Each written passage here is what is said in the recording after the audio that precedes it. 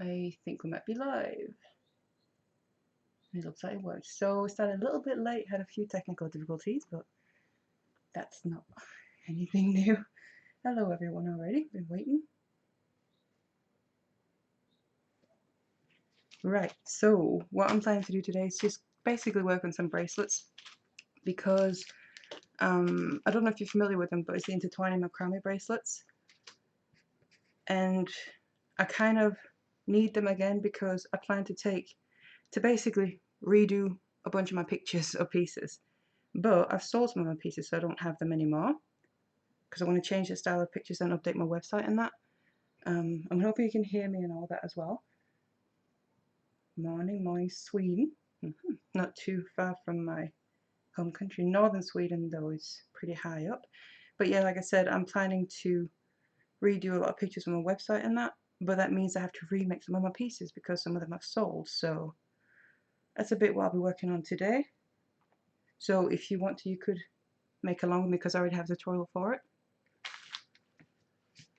So I've cut my cords already and I've got my beads, but I'm basically just starting from scratch, so whatever you want to talk about, ask, feel free to comment anything.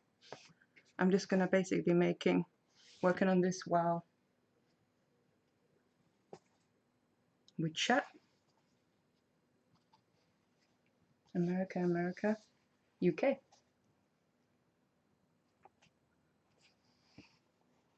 I hope you can see alright as well, that it's alright in focus and everything. Florida. Thank you so much for all the compliments as well. It's always nice. I feel weird, but it's nice. Right. Like I said, I've cut my cord already, so I didn't have to do that on stream because that would be a bit boring.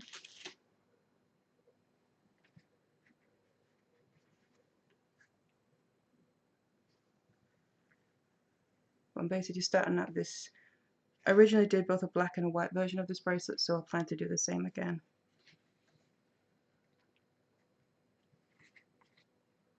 That's good, that's good.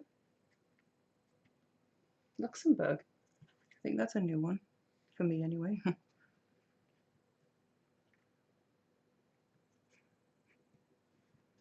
yeah, still excuse me if I seem a bit awkward as well. Still getting used to this. This is only my second stream. But hopefully it'll only get better.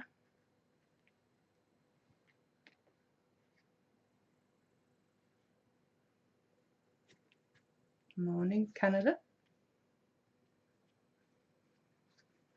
Canada is a place I think I would like to go to, try and visit at some point. It does seem like quite an amazing place, but to be fair, there's a lot of amazing places, aren't there?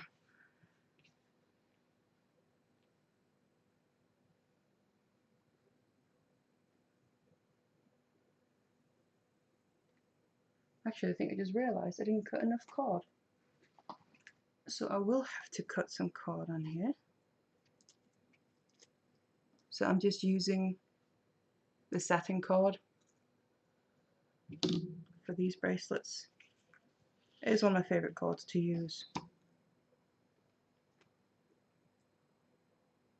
Favourite artist ever. Thank you so much.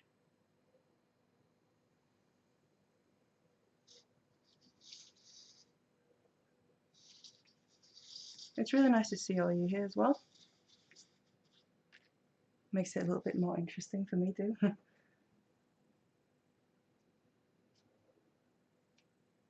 Wait till it's not so cold. We had a really long winter and spring is just starting here.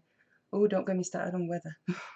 We had snow just a couple of weeks ago while it's spring, and the past couple of days it's been hot as if it was high summer. It's like, what is going on? Arizona, Michigan.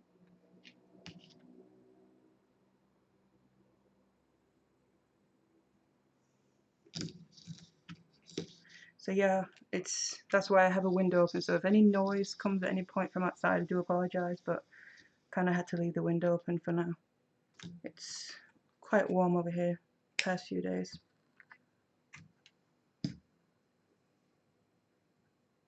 Taiwan, wow. And I can hear some sirens coming already.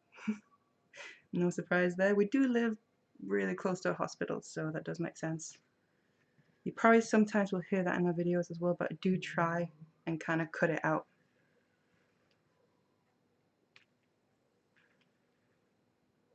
The best I can, but unfortunately sometimes it's a little bit inevitable.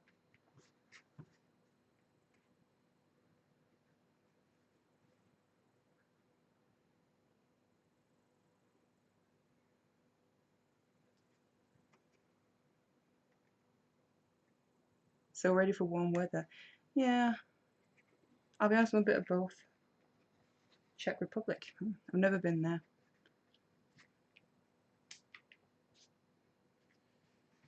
A bit of both. Part of me is not so fond of cold weather because it's cold, but I'm not too crazy about warm weather either. I kind of like a nice in between, but usually that's not really what you get, is it? But Los Angeles had snow 2 days ago. So weird. Yeah, that's the thing, because the snow that we've had within the past month to even a bit too, at least the past month or so, it's like, it's not really normal, you know, from what we're used to, so it's a bit unusual. And where does it come from? Well, obviously from the sky, but it's just quite unusual. And then all of a sudden we're just getting this really warm weather. And last night we had massive thunder and lightning storm. It was kind of all over the place. It's really weird.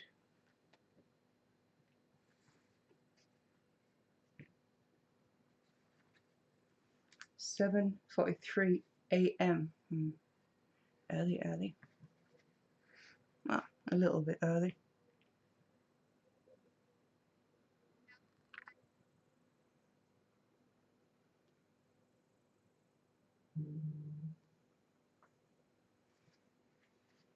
So what's everyone else up to?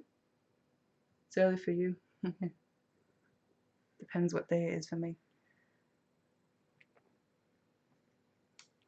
Is everyone else working on anything?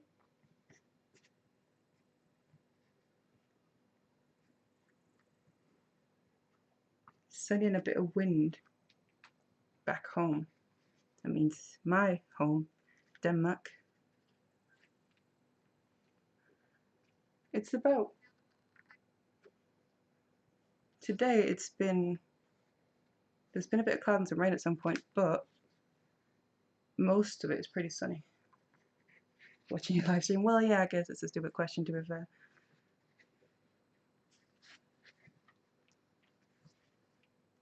Is anyone making anything along with it, or just kind of watching? See if I remember how to make this, because it's been quite a while since I did that tutorial for these bracelets. Working on beaded chains to go with pieces. I haven't actually made like a beaded chain in a long time. I do kind of miss that. Trying to make what you're making but won't be able to keep up, talk too much. Yeah, it probably won't be that fast anyway because I'm talking with you as well, so definitely not as fast as I would be normally. Peyote beading around a cab for the first time. Ooh, I've never done that. I do love beading though. It's amazing what some people can do with beading. Just finished a chainmail bra.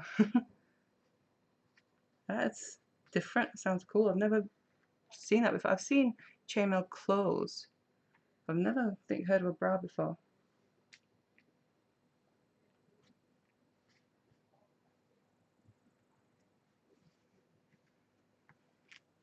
Do let me know as well if you would prefer camera closer or zoom in a bit, or if it's alright to be able to see what you can see now.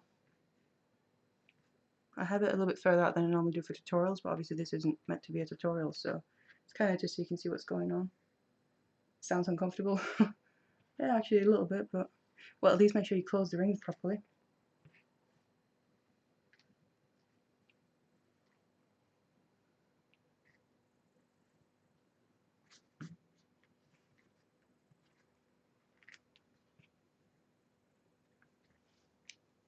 We're done. 1, 2. I think I'm missing that one, yeah.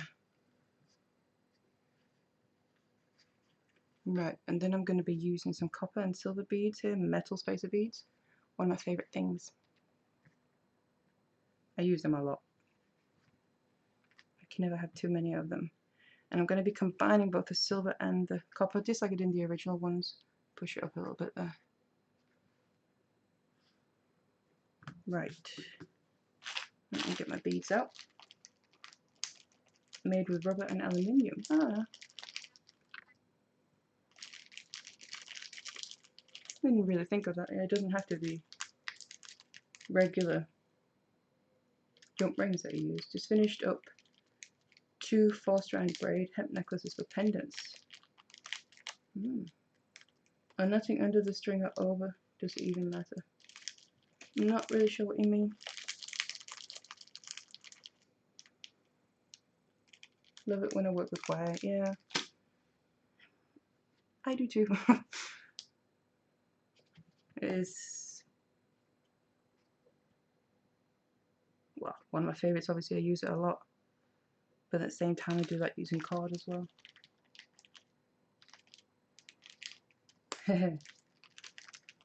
Good to see you finally. Always see your hands on it. Yep. This is the second stream that I've done. First one was, what is that now? 4 weeks ago, maybe? 3, 4. So yeah, I've been wanting to do it for a long time, but I had to push myself basically. So finally I took the leap. It was to celebrate my 500th video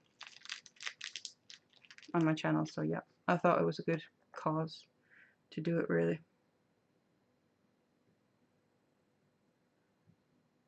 What camera are you using to shoot this stream?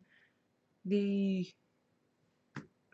face down camera is a Canon 800D, and the face cam is a Logitech 1080p. I don't remember exactly what it's called.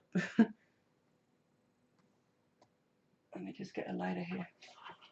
Have it handy so I can get my beads on easier. 500 ear. Yeah, I've made a few over the years to be honest. They add up quickly. Alright, I just changed the end there. Just make it much easier to get the beads on. I'm just going to be adding a few because I don't know exactly how many I'm going to end up needing. So yeah, like I said, I'm doing this because I need to remake some of my pieces to be able to take pictures because I sold some of them. So in future streams as well, I'll probably be working on stuff like this as well, where I'm remaking things. Might work on new things like I did in the first one, but I'll probably also use it to kind of work on things that I have to remake because I sold it or something.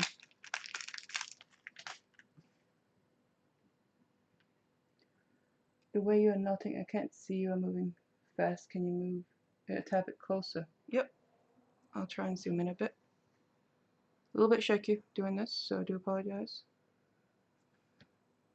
Get it in focus here.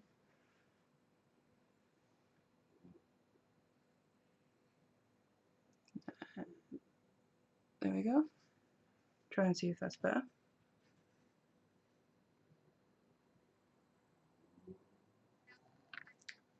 From France.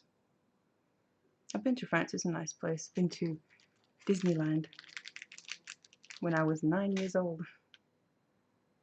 Almost 10. That's a long time ago. Right, I'll just start with these and I'll get on with the knotting. So, let's see if I remember how to make this.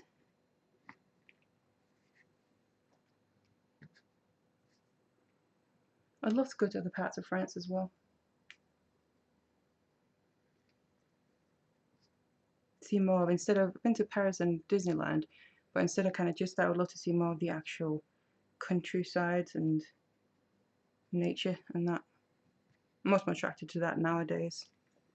Right. Does that seem better with a camera? Right, great. How long are you making jewelry?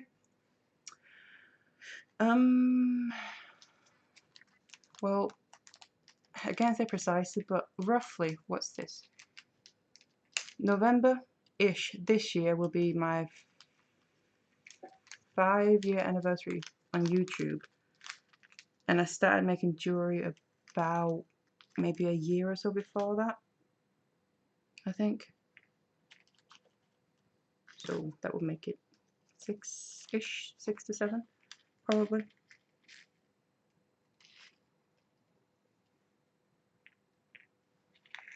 Getting a few beads here.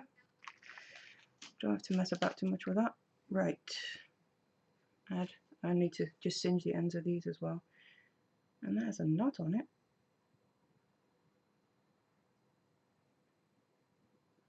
So yeah, it's been a little while. Time does pass, I guess. It doesn't feel like that long, to be honest, but that's the way it is, isn't it? It should help a little bit.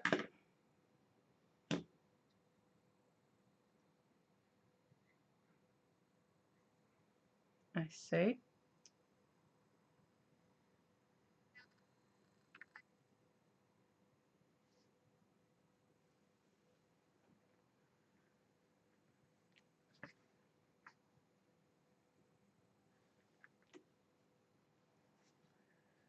Is jewelry and YouTube your full-time job? Yeah, more or less. Doing the tutorials, and then I sell pieces occasionally, but I don't really like selling pieces, so I kind of don't have loads for sale of my stuff. Obviously now as well, I kind of wish I hadn't, because I now need them again, but I also do sell kits, and I'm planning on adding more kits as well in the future. I currently just do 2, but they do pretty well, so I would definitely like to add more kits. And then I've also started work contributing to a magazine, which I literally just finished a project last week or beginning of this week, the next one that I've got to do for the magazine. So I'm excited to be able to show you that and see what you think. Something quite different, so yeah.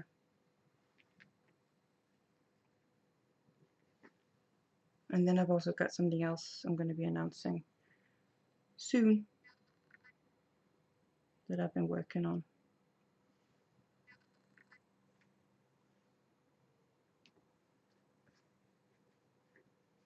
Three.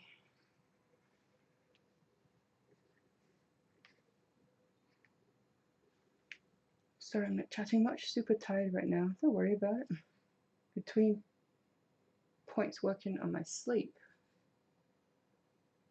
But looking cool as usual. Thanks for your usual tips as always. No problem. I'm just glad everything I do is helpful.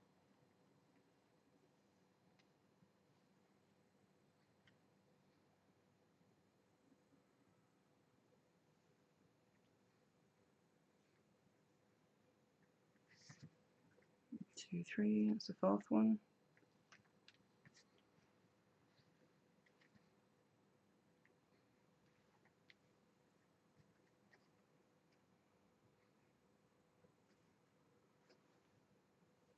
See if I need another one.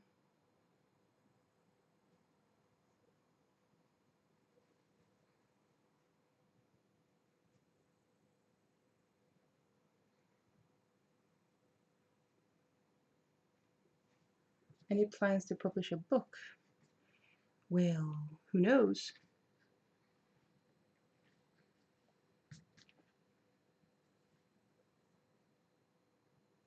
I remember you announcing your work for Facet Jewelry Box.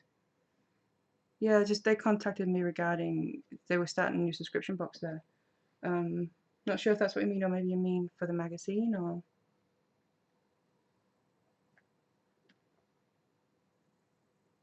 yeah, a book or a video CD or even a download would be great. Yeah, I am actually also planning on starting to do written and picture tutorials to sell, kind of on the side, not to stop anything I'm doing already, just to add basically. Been planning on that for a long time, but something's always come up that I had to do instead. So hopefully I can start doing that quite soon. But a CD of some sort might be a pretty good idea as well. Well, it would be a DVD really, wouldn't it? And that was wrong. Yep. Not paying attention. It's the outer one that I'm adding the beads to. Just need to make the knot first as well.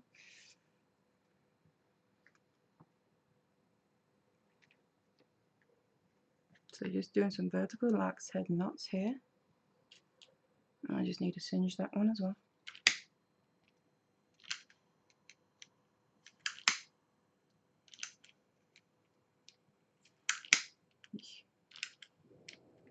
There we go.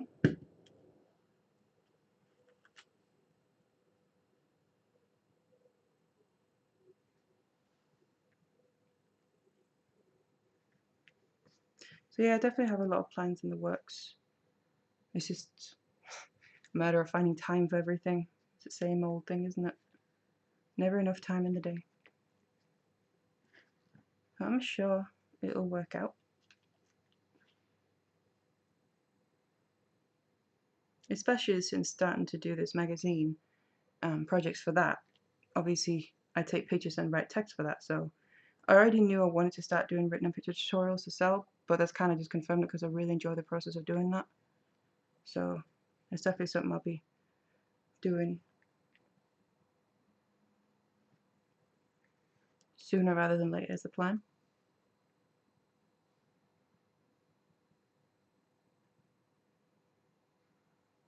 From Greece, planning on crafting as well, so now we'll craft together. Sounds great. What are you working on then? You could put it on TV, yeah. Yeah, exactly. I guess instead of kind of just YouTube videos, by having a disc that you'd buy, you kind of just own it and you would have it wherever. You don't have to depend on internet either. Sometimes I guess that could be a plus.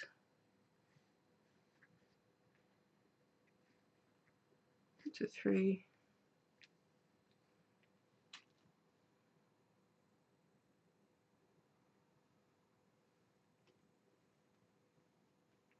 Too late to start with you. You can always jump in.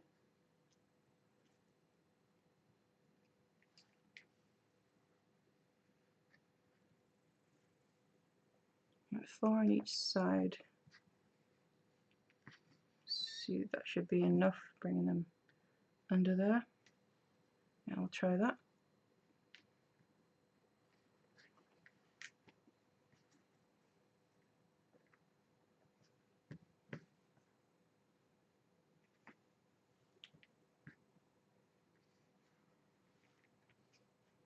I was also probably considering making these my own size because I do quite like them myself, so I could wear them. Even though I do make them adjustable anyway, I do just kind of like to more or less make the right size. I think for me it's the copper and the silver just mixed together I really like.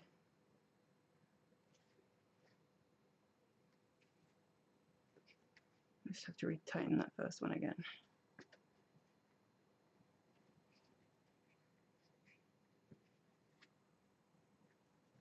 There we go.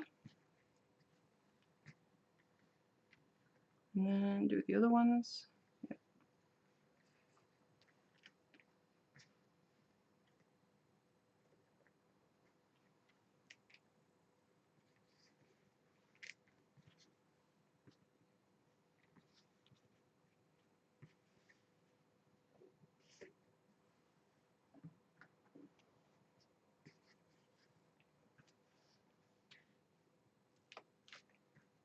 Right, the next one is copper.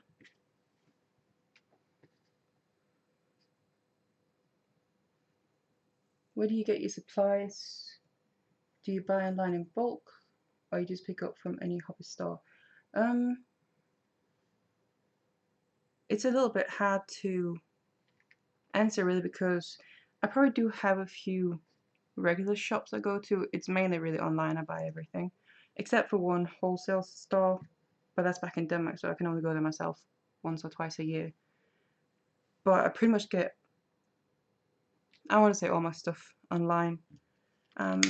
Different ones, but like I said, do probably have a few regular ones that I use. But honestly, eBay and Amazon is also really handy for a lot of things. I do get a lot of stuff from there.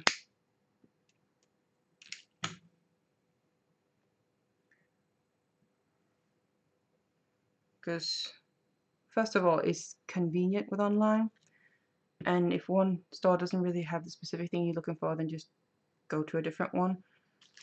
And also, there are jewelry stores around, like physical ones, but it's not that many, and they're quite small usually.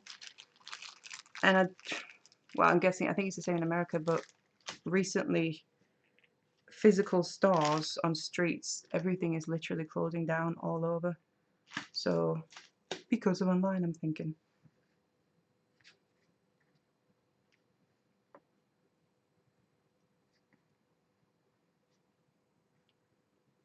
Did I just do that right? I don't think I did. Where do you come up with all this cool stuff you have? You do so many different crafts. I do a few, but honestly, I want to do even more. It's kind of one of them where I want to do everything. But again, you can't. There's ain't enough time to do everything. But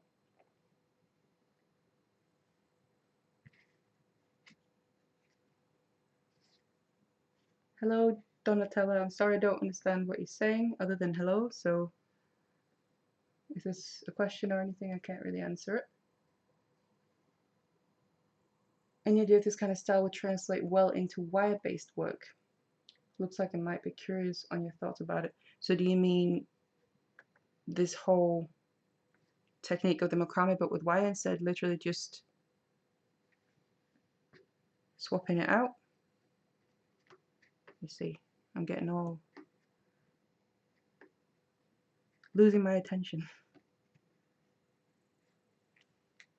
You know when it's sad, yeah, with the shops.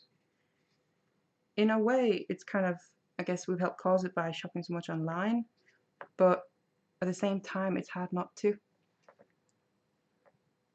Because things tend to be cheaper and it's more convenient, and I'm not gonna lie, I kind of, part of me enjoys going out shopping, but I also hate it because it's just too many people and people all over and they kind of annoy me and piss me off. So it's much easier just to order it online, and then you've also got more time to do other things. Now one thing I do like is going to bead shows and bead fairs. That's quite nice. The next one that I know of that's close enough to me is coming up in August. So I'm hoping to go to that one as a visitor and shopper.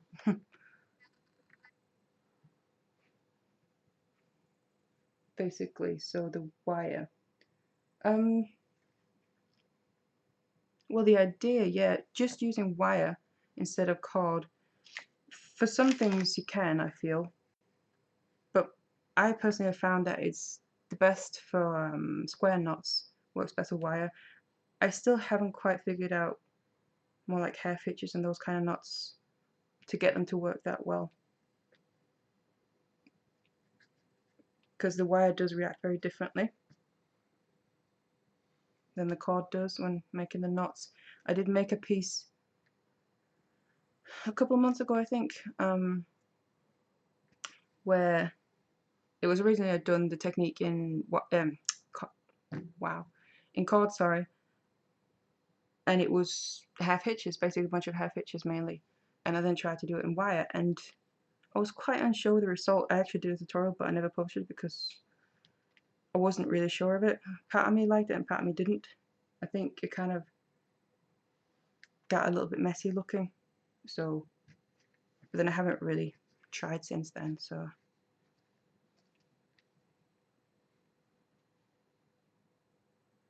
Might still be a way of figuring it out.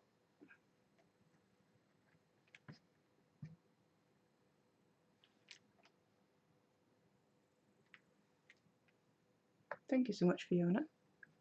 It's nice to hear. It's nice to know that what you do is useful and helpful to others. 2, 3, 4. That's the point of it all, I guess.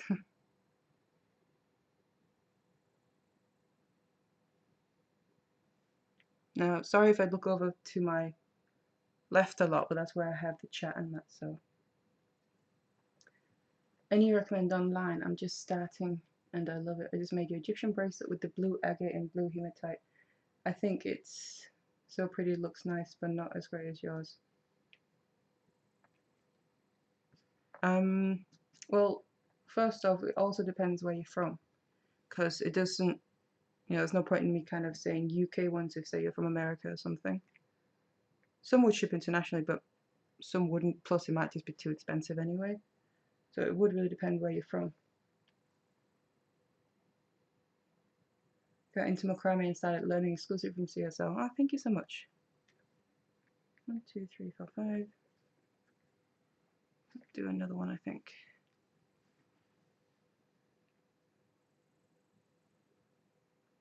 Your disc just arrived yesterday. Kumihimo disc or?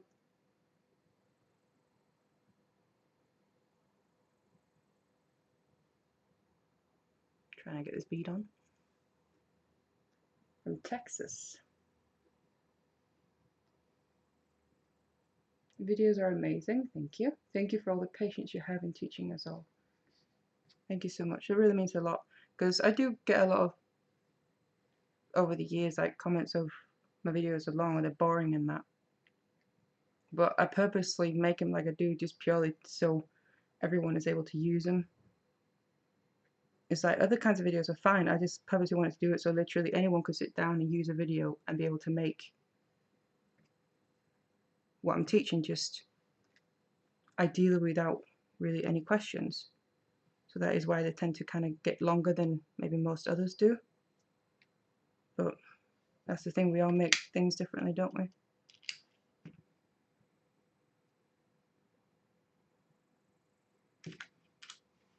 Love your channel, thank you so much. What kind of awesomeness is going on here? Well, we have a bit of macrame going on. I live in the USA.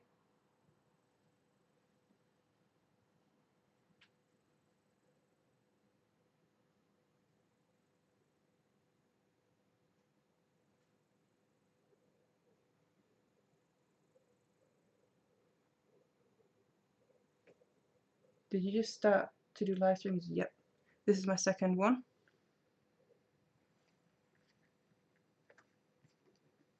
The first one was, like I said, what, 3 or 4 weeks ago? It's wonderful you offer these videos to us. Thank you so much.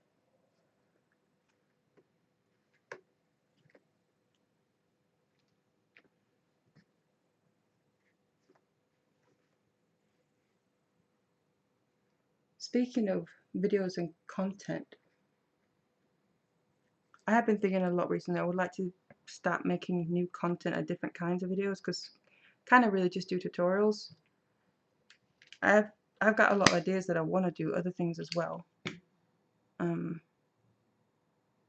Not to replace anything. I would plan on continue as I am, but just basically to add to what I do. I would love to do other kinds of videos as well, whether it's, well, literally different things. Obviously still jewelry related, jewelry making related, but it could be like tips videos, or I have, like I said, a lot of ideas. Right now I'm a bit blank, but I've actually even thought of more like entertainment style ones, maybe kind of do some challenges here and there, just for a bit of fun. I would love to get a bit of feedback or get a bit of some ideas from you that you maybe would love to see, or something a bit different. And like I said, it's not to change anything in the sense of taking away. I would still keep doing tutorials, but I would like to just kind of add something different as well.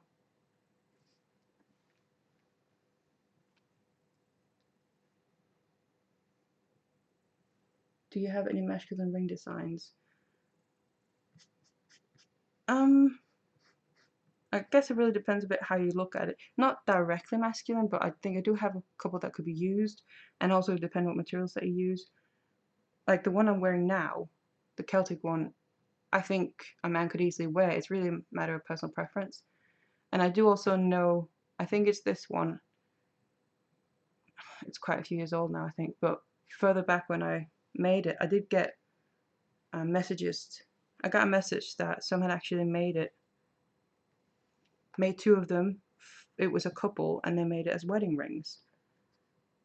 So obviously that means one of them, well, no, it doesn't obviously mean, and one of them was a guy, but, and I definitely do think it would work for a male. It really just depends on personal taste. If you don't like the length, there is always a fast forward button. To teach something completely from start to finish takes a while. Yeah, exactly, that's my point. That's why when you get these comments or something like, oh, it's so boring, or you, loads as well, you talk a lot. It's like, yeah, I give advice and I give tips and kind of explain throughout. That means talking, but some people just, I don't know what people expect, but there's a lot of that, and it's kind of either then just skip it or fast forward it or don't watch or watch someone else's video. I just don't really get the big deal, but you know, to each their own. Purchase a disc from the link in one of my videos. Has a hole in the center, yeah, that would be a Kumihimo disc. Careful with that, you might get addicted. 1, 2, 3.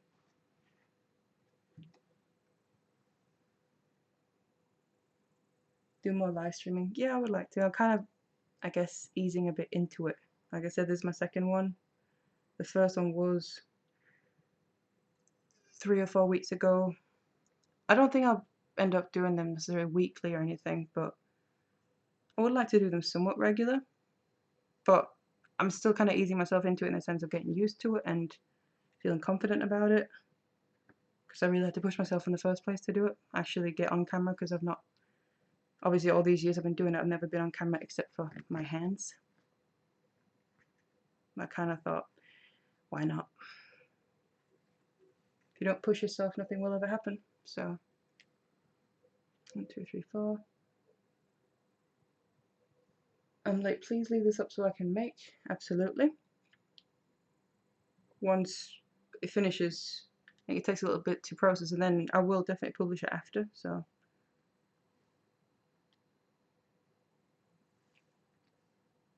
it's good that you go slowly. As I get more confident, I just change the playback speed. Exactly. That's it. Again, I think what a lot of people forget, the ones that comment kind of, it's boring or you talk too much, I think they forget that there's also beginners out there, and maybe they need the extra guidance. Whereas if you don't need it, well, that's great, but some people do.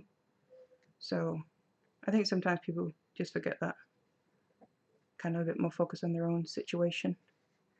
1, 2, 3, 4, 5, 6. 1, 2, 3, 4, 5.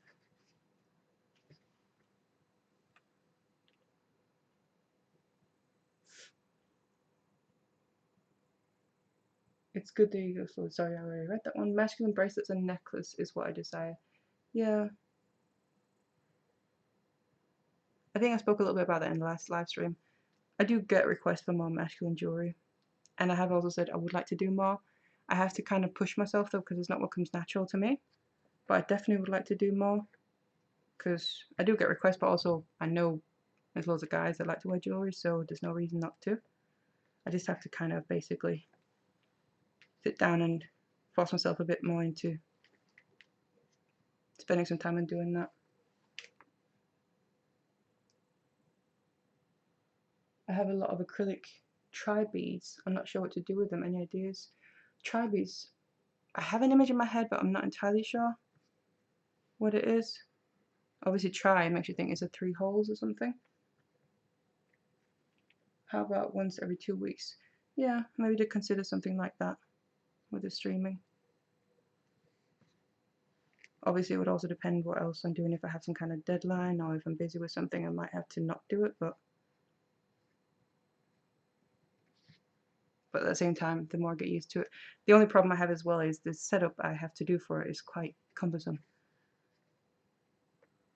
And so far, I have to have my partner's help because I'm not the most technologically minded. I can do things, but at the same time, it doesn't take too much to get me confused. So, and there's a lot of, because I don't have a permanent room or a permanent desk or anything that I work with. This is also where I record my tutorials. You obviously can't see the room or anything, but I'm actually sitting on my sofa at my coffee table. So this is where I record all my tutorials and also now do live streaming, because we ain't exactly got a lot of space. So there's quite a lot of setup with it as well. That's probably also why I couldn't do it weekly or every few days or something. But I'm sure as I get more used to it, I'll get more comfortable as well.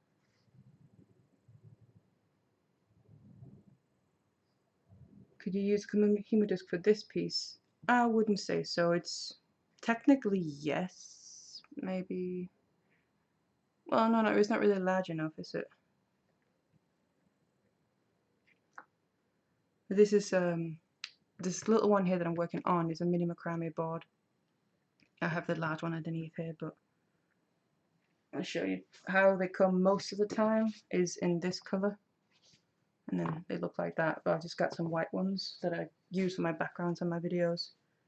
It looks a little bit nicer for the background there. So when I just work myself on some pieces, not on a video, I usually tend to use the other ones to not dirty these up too much, because these are actually new. I just kind of got them a couple of weeks ago.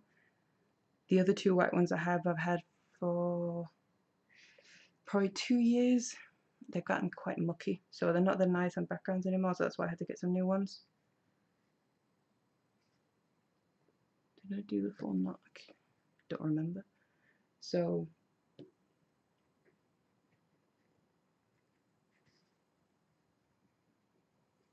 but regardless though, macrame boards, I use them all the time. Like I said, I do use them for backgrounds in my videos, but it's just so many other things I actually just use them for, work on them for, not just when I do a macrame piece, so they're really handy to have. Been watching my videos for over a year. Wow. And you're just deciding to make something. Better late than never. That's the good thing about the videos as well, they're always there waiting for you when you're ready.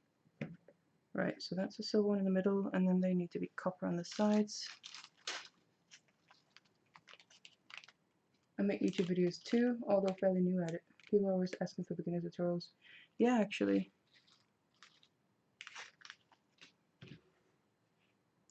Beginner tutorials always seem to be quite in demand, but to be honest, it's always going to be beginners, isn't there? So it makes sense.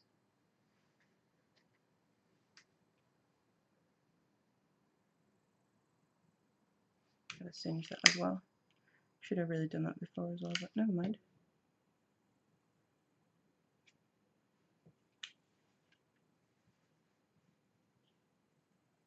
You're a beginner, and that knot that I'm doing now is very hard for you for some reason, right? It's the vertical lax head knot. I'm assuming that you're on about the main one that I'm using.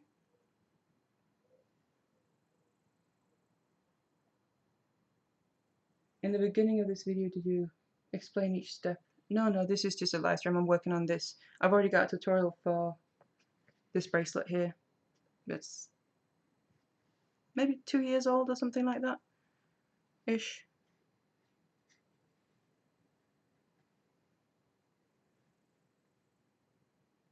Love my videos as I give so much detail in all your work that you do for us. Thank you so much. I'm going to post a link to a macrame board for purchase. Yes, you'll probably find in most, if not all, the macrame tutorials that I do, there should be a link in the description box for them, at least in recent ones in the past like year or two. But I am also actually in the process myself of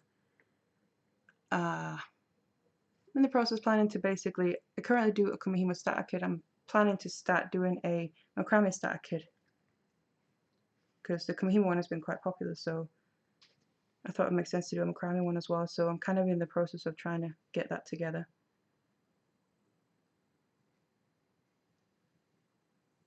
The tri-beads, do they have 3 sides with 1 hole in the center? The 3 sides are not pointed but more rounded, right? Pointed but more rounded. Have you ever done the Y and the cord together? No, actually, I don't think I have. I have been thinking about it a bit recently. Funny you mentioned that, but more in Kumihimo, I think. Try and like do something to combine cord and wire, but in Kumihimo. But maybe it could be kind of interesting to play around with some thoughts of that, even in macrame as well.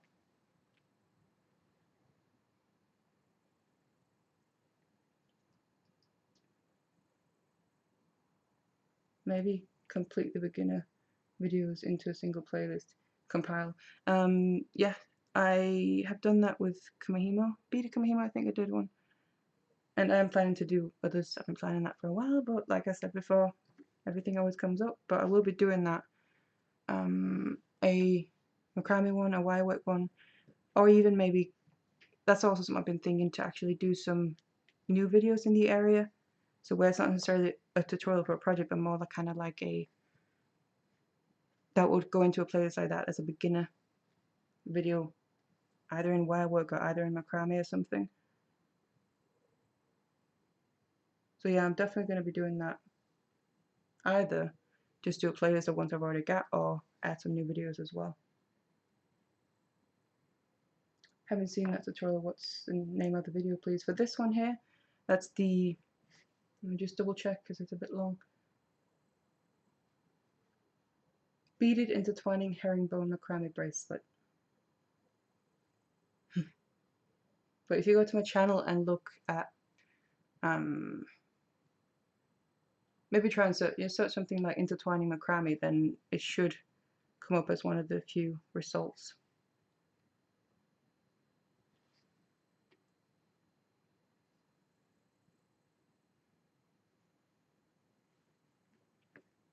One, two, three, four.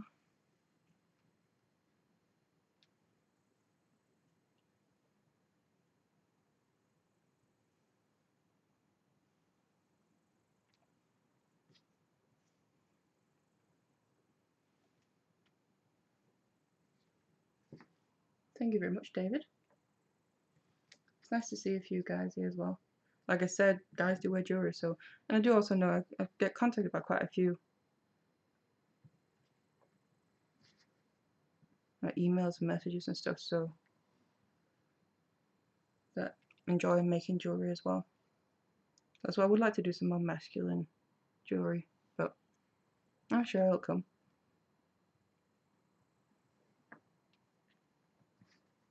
1, 2, 3, 4, 5, 6, last one.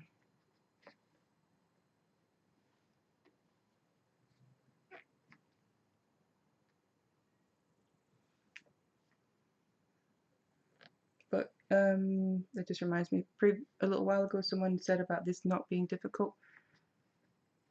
I'll just maybe try and do it a little bit slow if that might help you, if you're still here, that is, obviously. Right. So I've got the two cards here.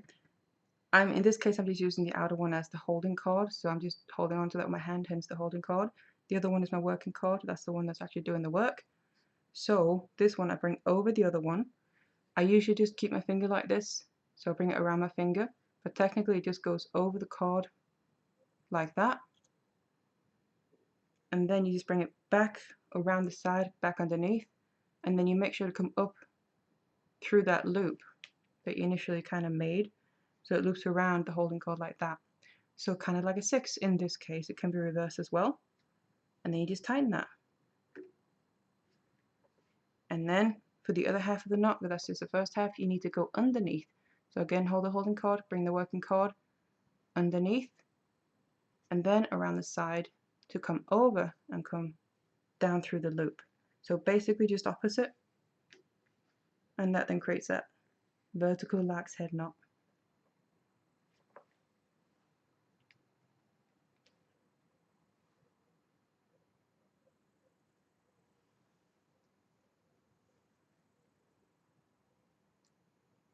What size beads and cord are you using now? The card is a 1mm satin card, and the beads, the large ones in the middle, are 8mm, and the small ones are 3mm.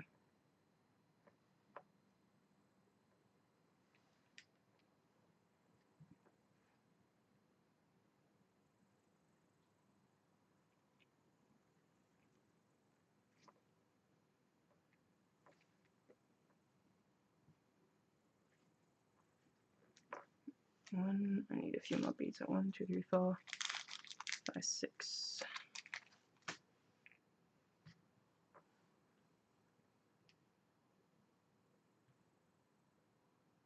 I'm not expert, but I think thicker is more masculine when speaking about things like rings. Yeah, probably. Masculine rings or male rings tend to be a bit chunkier, don't they? Well, if you just look at wedding bands, the male version, the female version, the female is also always the more elegant one, whatever you want to call it, and the male one is always a chunkier one.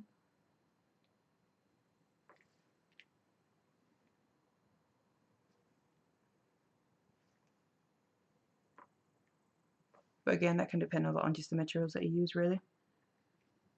So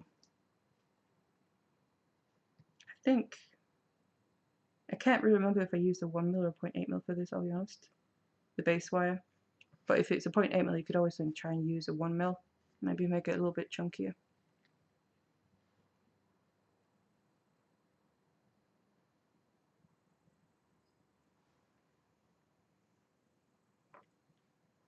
Three.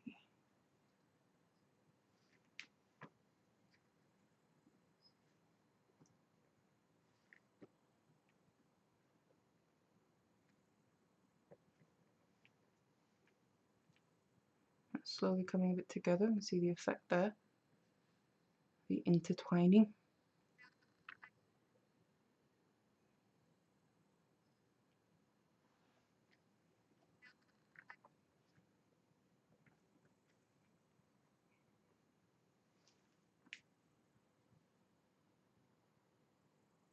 It's the under or reverse part of that knot I have a terrible time with, so thanks for slowing it down for me. No problem, I hope it helped. But yeah, it's literally just basically doing the same, but just opposite.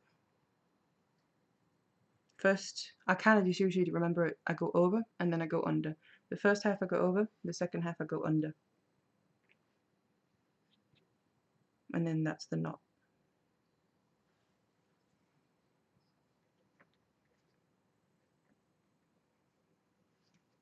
Oops.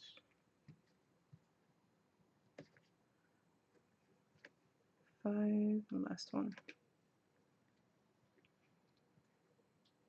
I guess that's the only thing sometimes when you're kind of quite used to it.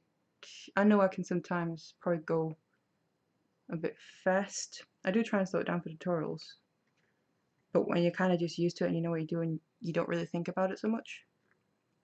Whereas if someone's just watching, it probably is a bit like you can't really tell what someone's doing.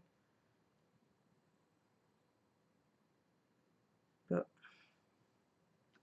whereas it doesn't seem that fast to me, but obviously because like this is probably kind of difficult to see what I'm doing unless you know, obviously. But it's usually just kind of, I think, the rhythm that I work at when I'm not purposely trying to slow down a bit. Right, so let me just check. 1, 2, 3, 4, 5, 6. Yeah, push that one up.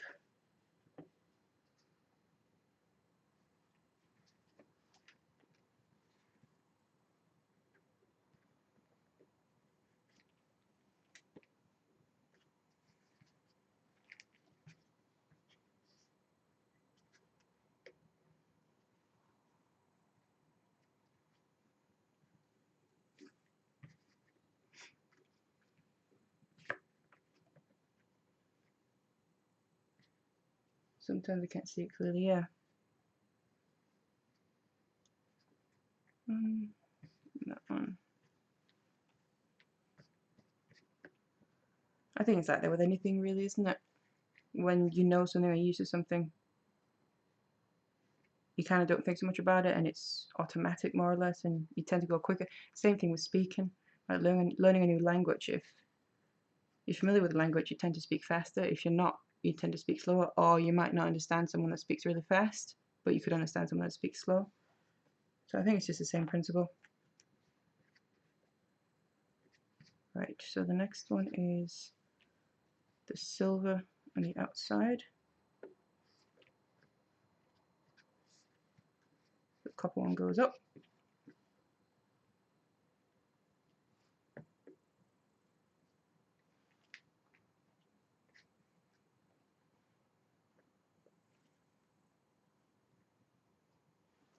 But yeah, like I said, if anyone has any thoughts and ideas for the videos like I mentioned, or if you ever have any requests for something specific, any designs or anything you'd like to see, please do feel free to mention it, ask about it. I'm always keen on new ideas. 1, 2, 3, 4, 5, 6.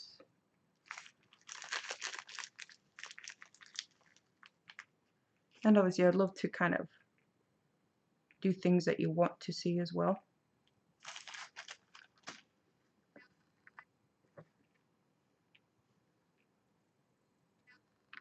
Could you put a video together with wire and beads, as I have problem with putting the beads into the wire work ring? So do you just mean make a ring with wire and beads, or?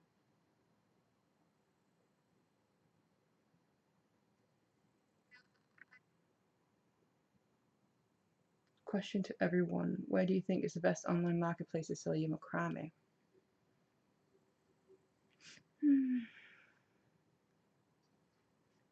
There's probably a lot out there, isn't it?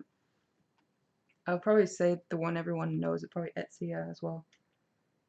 It's like the default one, but I'm sure there's going to be others out there. But again, because Etsy is the most well-known one, it's plus and minus, isn't it? Because it means you probably have the biggest possible audience or possible customer base, but at the same time it's also more saturated with sellers, so it could be harder to be found. So it's kind of plus and minus in a sense.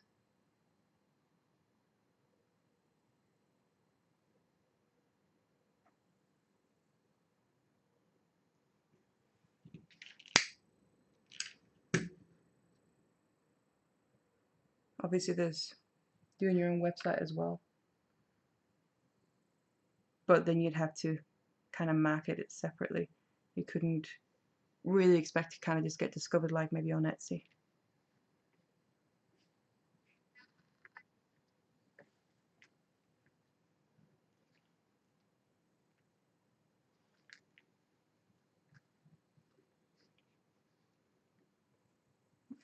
Right. So we're doing 6 on the outside in the middle here for the main part.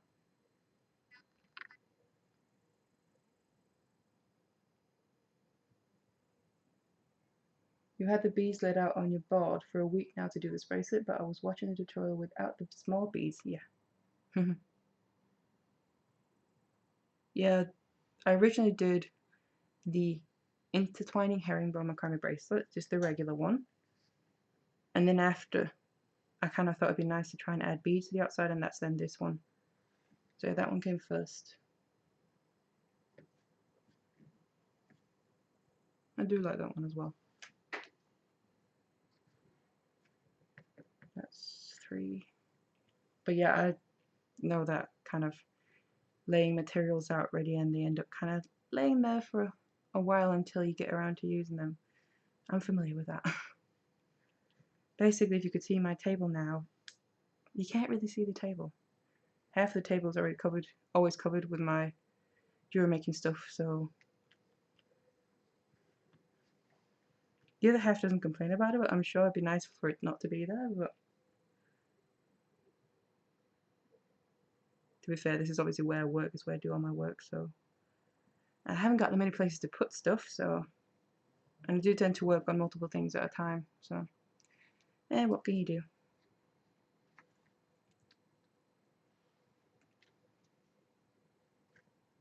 That's 5, yep. The last one on this side.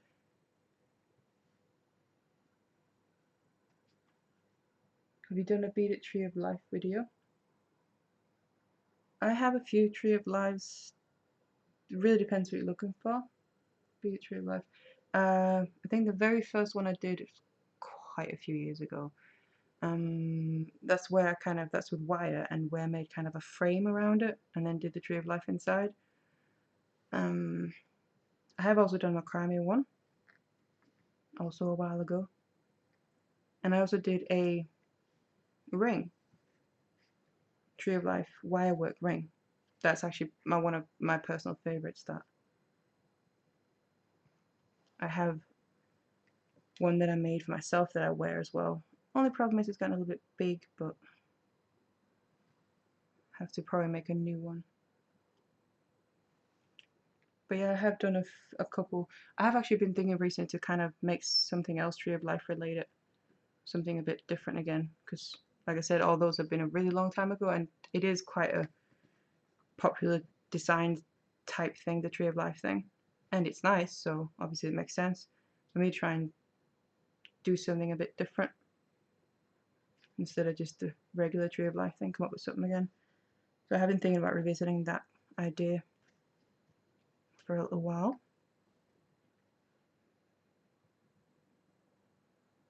But then there are so many tree of life designs out there, aren't there? So I think it's probably, I would probably bet that it's the design, obviously the tree of life idea thing, that's probably the most used out of everything I could imagine. I would probably be pretty safe to bet on that.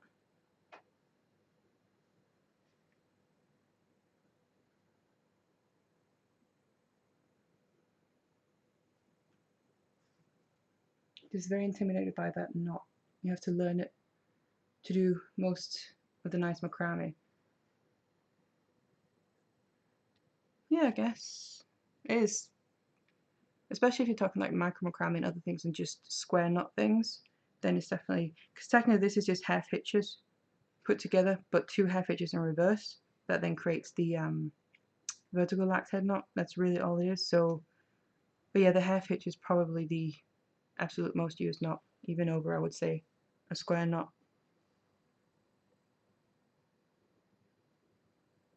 But it's definitely a handy one to know. Making a bonsai style tree rather than traditional one would be awesome. Yeah, I really do like bonsai style ones. They're really nice.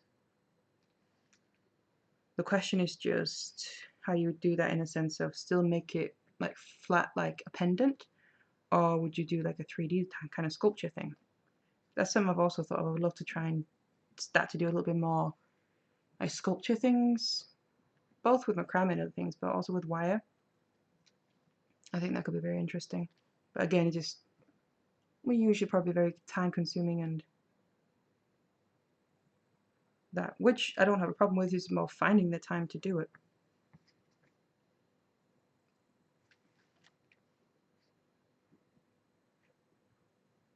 Have you thought about doing macrame tutorials for other?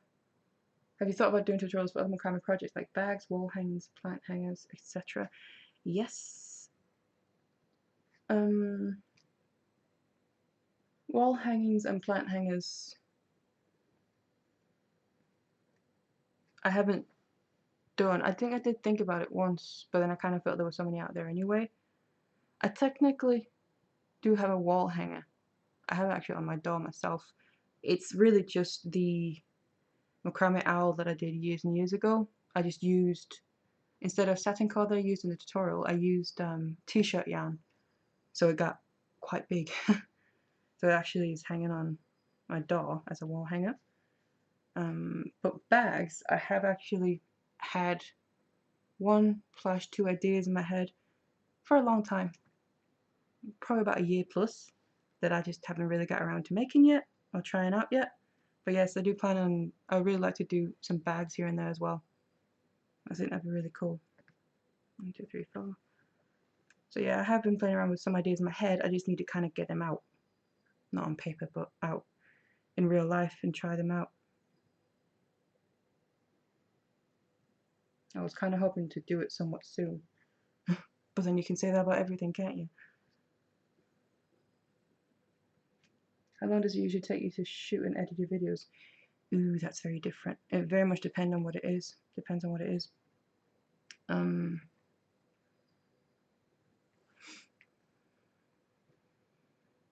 it's also depends on if you're talking about just the kind of recording and editing part of it, or also the in-between making. Because usually I'll record how to make it, the beginning part of it, and then obviously there's a whole usually section in between that I don't record because that would just be ridiculous, where I make the rest of it, which obviously usually takes quite a bit extra time, and then I finish off the tutorial after to kind of show how to finish something off.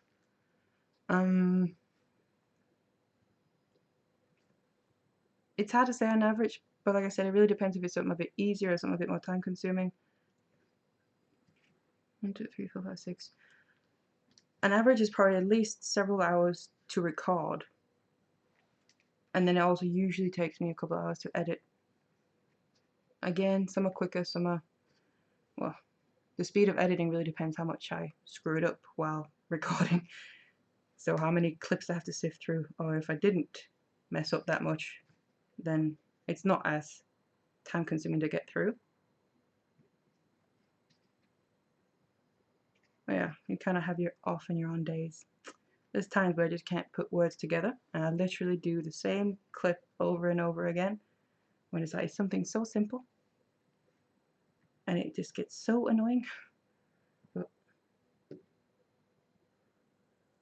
want to make a large tree of life wall hanging, but I have no idea how much cord it would take. Yeah, like you get more familiar with how much cord you're gonna need for things, obviously with experience. But obviously, if it's something new, like a wall hanging, compared to if you're just usually doing bracelets or something, that obviously would be quite different. And also, if you'd be using a different kind of cord, I assume. So technically, I have thought about it myself. The Macrame Tree of Life one that I made some years ago, that was for a pendant that's like about, where are we, that size or so. So kind of suitable for a pendant. You could like quite easily just make it bigger to make it a wall hanging. Let me just check here. Getting distracted again. But obviously you'd want to make it with thicker cord. Obviously a bigger ring to begin with as well. But then the question is, how long lengths would you need to use? Yeah, because you're changing up the materials as well. So it wouldn't be the same length, obviously.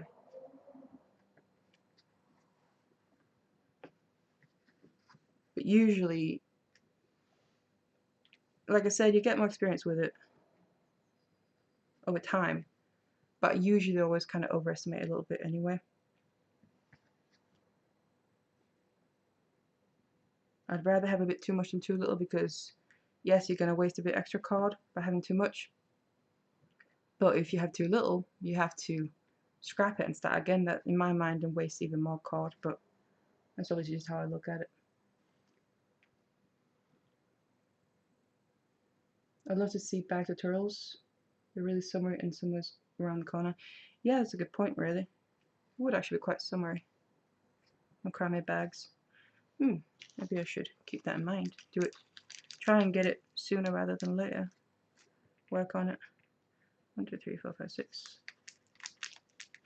Glad to hear those days too, where it takes several tries to get things the way I want them to be. Oh, tell me about it. 1, 2, 3, 4, 5. I have many of those days. Pretty much every day. Wait.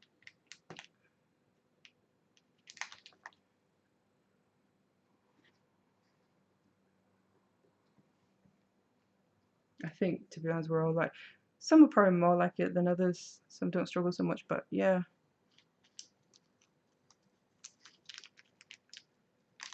I do tend to struggle a lot in general. I've never made one video where literally there's no, don't want to say outtakes, but outtakes or any mistakes or mess ups or having to re-record something. I've never done one tutorial where I've been able to do that.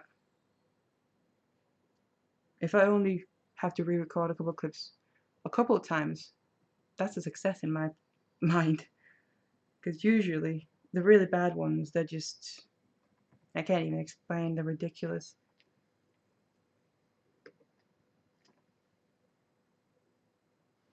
Angel, I'm not alone. No, definitely not. You're so very creative and talented. Thank you so much. I used to macrame years ago. Wall hangings, plant hangers, having to relearn now. Easy to learn back then. But how much would you sell that bracelet for? I'm trying to remember what I did sell them for. 25-ish, possibly, I think. It's a little while ago now since they sold, but I think it was around that. It does also depend on what materials that you use, obviously. Like if you, these are metal spacer beads. They're not the most valuable, but they are, some of them are really nice quality, so they cost a bit more than really cheap ones. But if you say used gemstones or something else that would usually obviously up the price a little bit.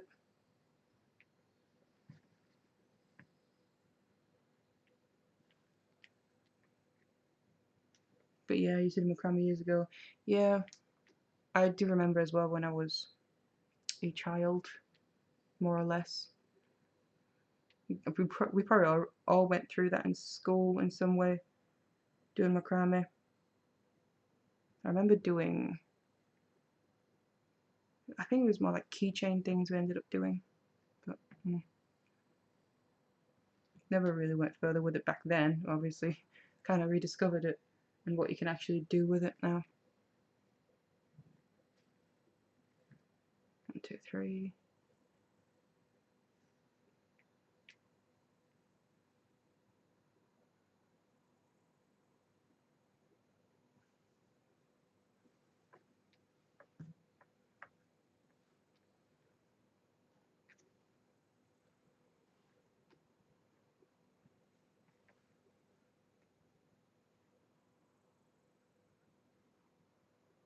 I'd like to write your name in wire, but unsure how to do it. Make it look so easy. Well, a bit of experience and practice really does help. I have been wanting to do more wire writing as well recently. It's been a while since I've done any of that, and I do really like how it looks myself.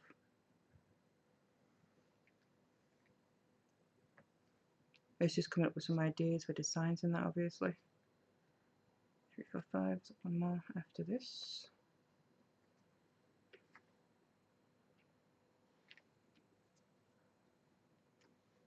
I have kind of also thought of it like I said, the new content videos that I would like to start doing as well than just tutorials. A couple months ago now, I think I did a, well, 1 or 2 months ago, I did a Kumihimo 101 video, the beginning of what's going to be a series. I haven't added to it since because things have come up and I'm kind of busy, but I'm going to be doing very soon. I'm going to keep adding videos to that, but I've also been thinking to do the same with some other things like maybe Macrame or wire or something like maybe wire writing 101, 101. 1, 2, 3, 4, 5, 6. Kind of again help a little bit more beginner type videos. So I have been thinking about doing something like that.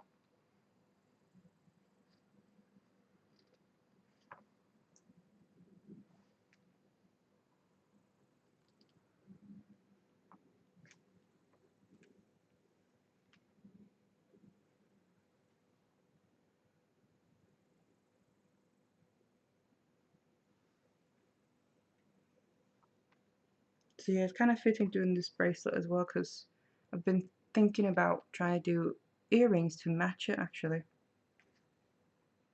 Because I've done earrings to match some of the other kind of intertwining bracelets that I've done. I thought it would be kind of fitting to do them for these as well.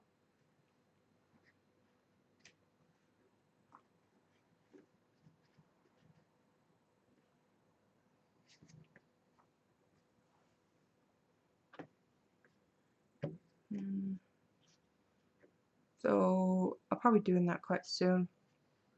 Kind of trying out the design, the idea, and I'll probably record the tutorial as well quite soon.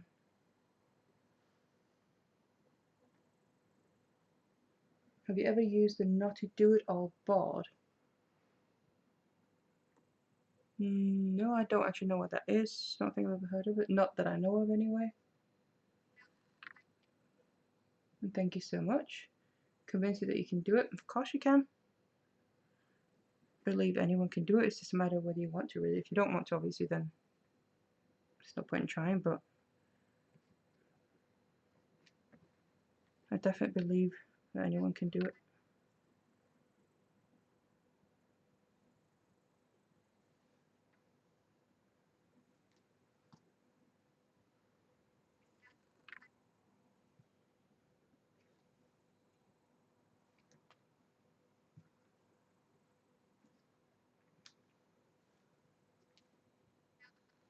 Maybe I can push it up a little bit here now. Something like that. It's still a bit to go, but probably won't finish this in the stream or anything, but At least I would have got some way to finishing it.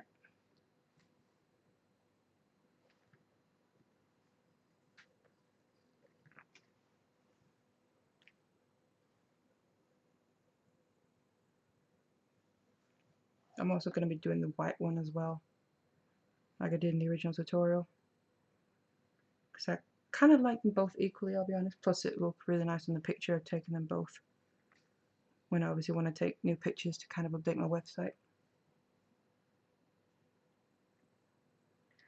Thanks. You sold a few for $20. I saw a very simple macrame bracelet sell for $32 to $49 on TV with 1 to 6 beads, cheap materials. They sold out. Yeah, I would definitely say $20. I think that would be 16, 17 pounds ish. I'll probably say you could do more than that. Obviously, again, I don't know materials in that you use, but also, like I said, if you've seen simple ones sell for quite a bit more. Plus, it's like handmade. I do think it's quite valuable and just what it is, because obviously you put your time into it as well. So it's not just about materials and what kind you've used, but also the time that you put in and the value that you put on it and where you sell it and all that. So it's a lot of things really that go into it. 1, 2, 3, 4, 5, 6.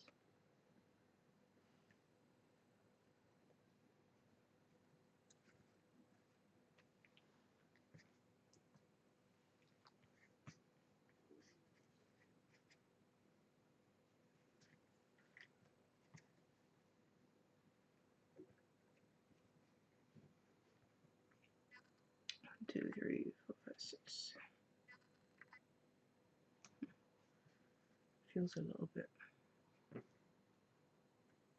uneven.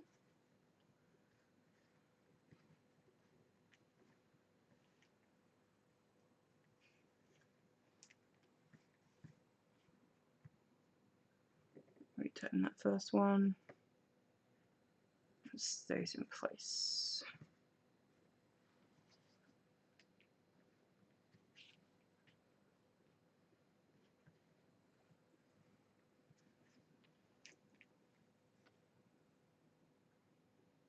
You agree because it takes time to make them? Yeah, exactly.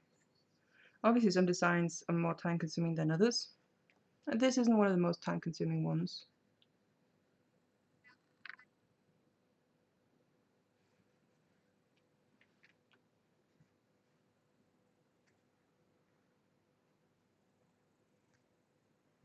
But some would be more micro macrame.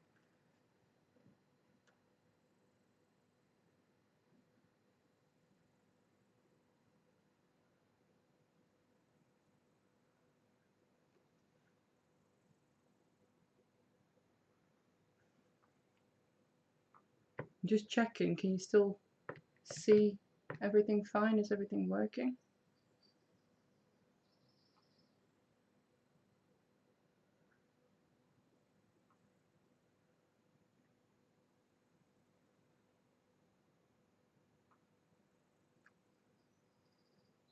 So it seems like the main picture is kind of frozen on my end.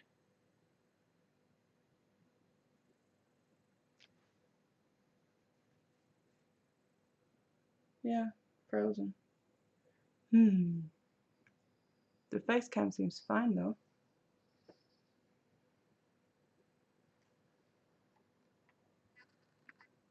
Well, that's blooming typical. I don't know what to do about it.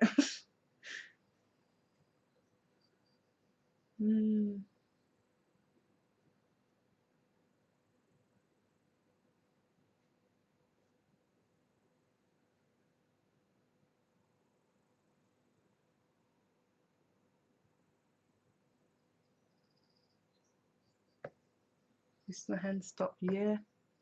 Has on my screen.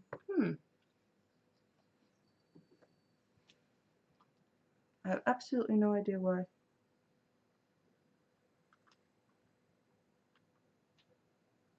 But of course, it's technology, isn't it?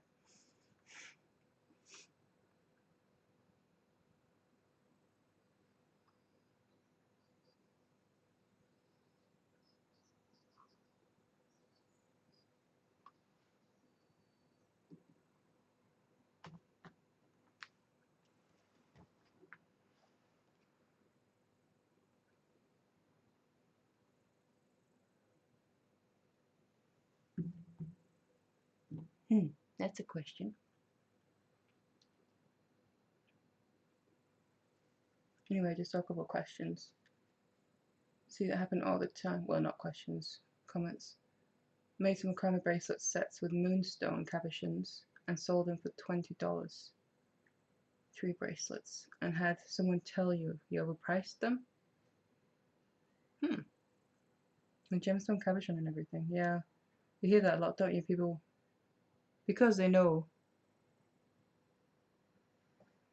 you kind of made it yourself, it's not a big company or anything. They just cheeky ones that kind of want to try and get something for cheap, and they don't obviously value that the work and everything that goes into it. Yeah, some people believe your time is free. Yeah.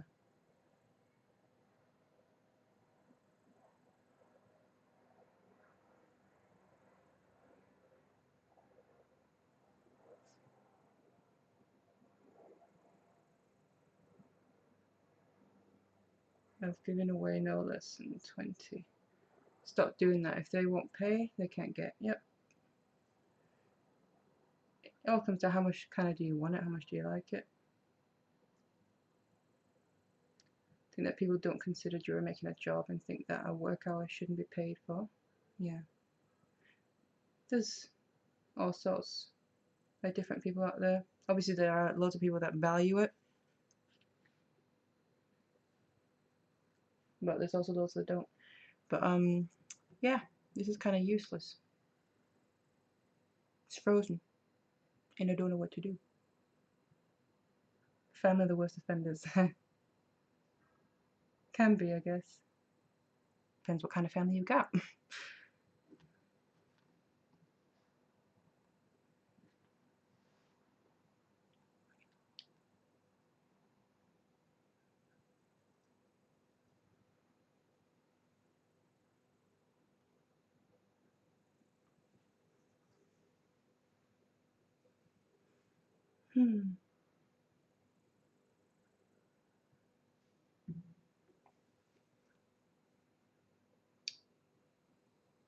Things I'm a little bit worried to touch too much because I had help setting it up. But obviously there's no point in this.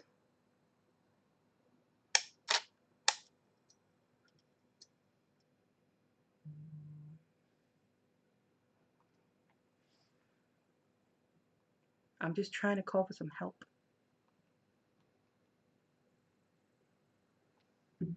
Well, call. Even that didn't go away. Turn the camera off. They all think I should make it if they buy this stuff. Thought it was just your internet. Nope. My camera or something connected to it.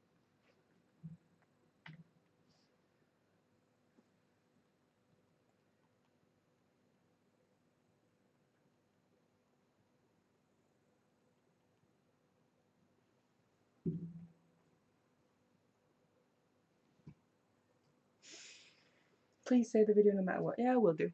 Stuff happens. It's annoying, but what can you do?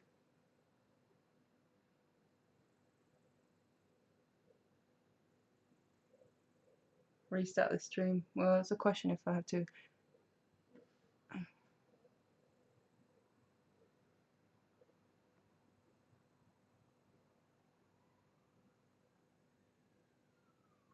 I don't really even know how that reacts. Do you literally start a new stream or can you pause it or still new to it all?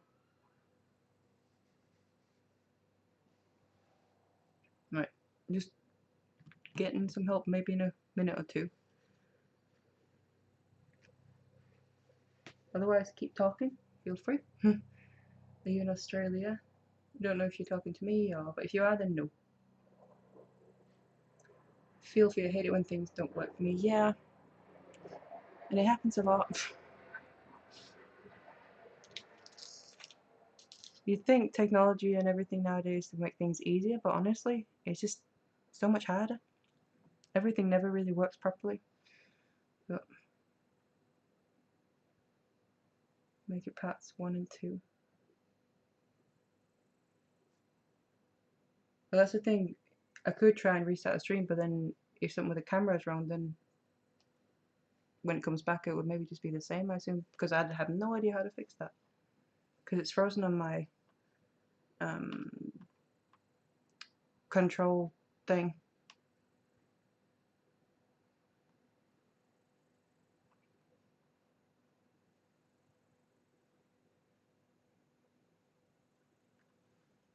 And I've already restarted the camera.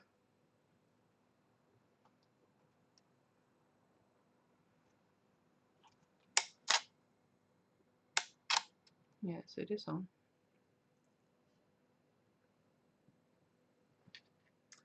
If you restart the stream, you will get a new one showing. I would have to end this one, I know that much. Can you power down your camera itself? Yeah, I've turned it off and on, and it's still the same.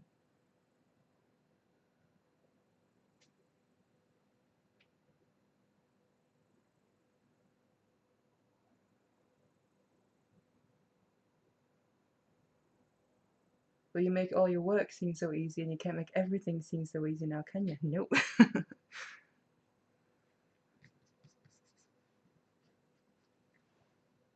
If only you knew all the stuff that goes on behind the scenes. It probably isn't as easy as it appears. Let me say it that way.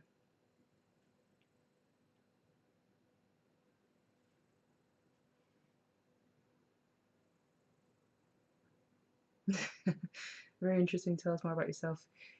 I'm very interesting. I doubt it, but I'm kind of the kind of person that has to be asked questions. I'm not really good at just talking about myself. So yeah, that's one thing about myself, I guess. I'm also not the most social. I can tell you that much.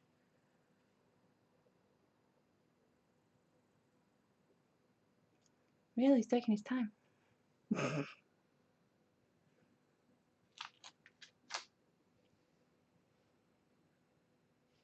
That's what I will say. I don't know quite what I would do without my other half helping with a lot of technology stuff. I can do some things, but there's a lot of stuff he helps me with, that's for sure.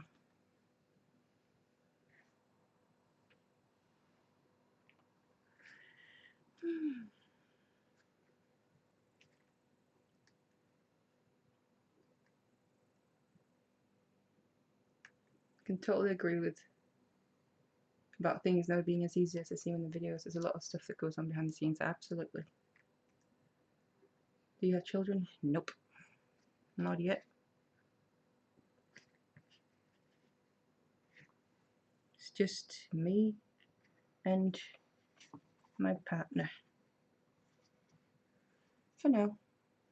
Who knows what the future holds.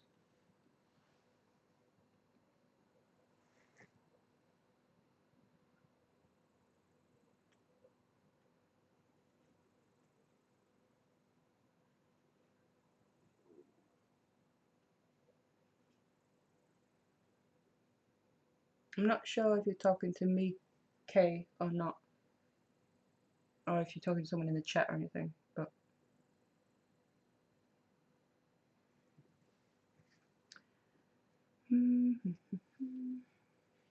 sing a little song.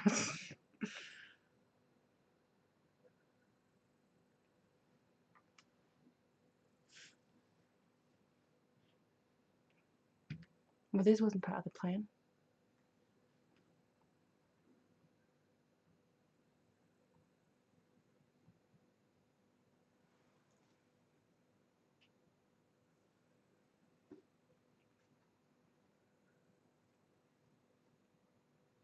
Talking to me.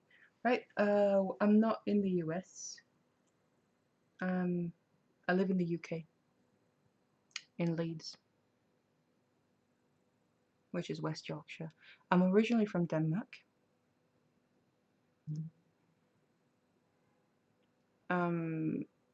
September this year, I think September, will be my anniversary of living in the UK for 10 years.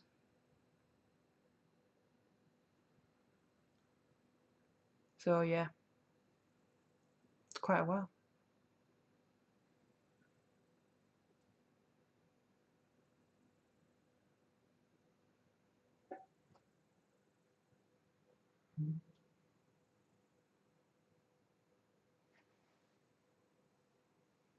So yeah, 10 years here, originally from Denmark, like I said. Came over here to go to uni, and then I've kind of stuck around.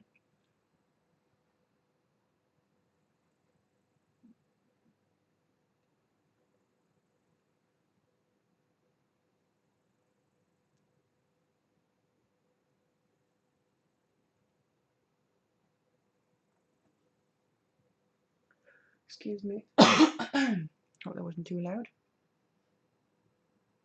Do you plan to do Patreon?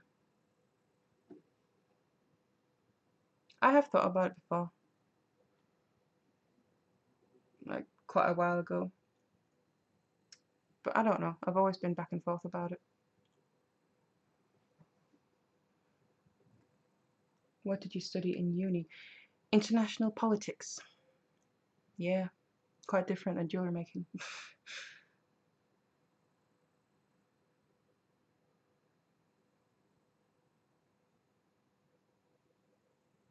Tell us what got you started with macrame jewelry. Did you watch videos or did someone teach you in person? I think, oh goodness, a few years ago. I do think I did start out seeing a couple of videos on YouTube, and I kind of got intrigued by it. And then I learned a bit like that, and then I basically started continue making myself, and then started doing videos as well myself.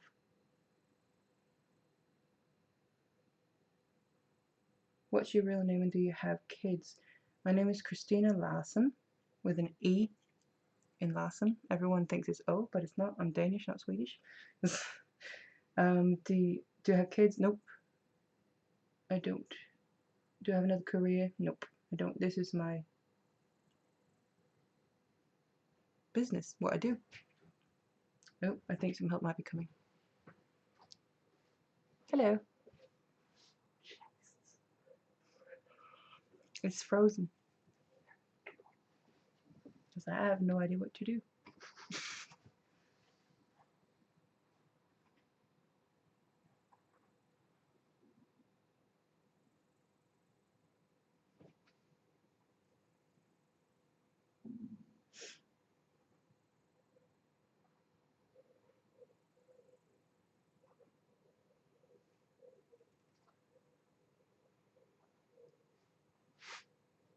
What you do? Oh. Whoa. Yeah. Oh, I think. You know what happened? It just froze.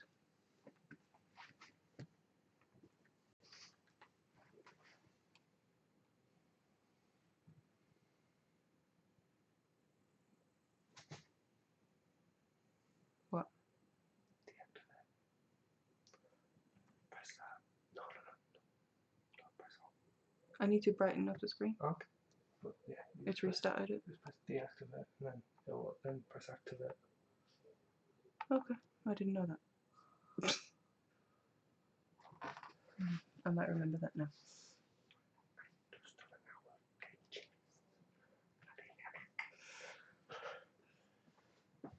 Right.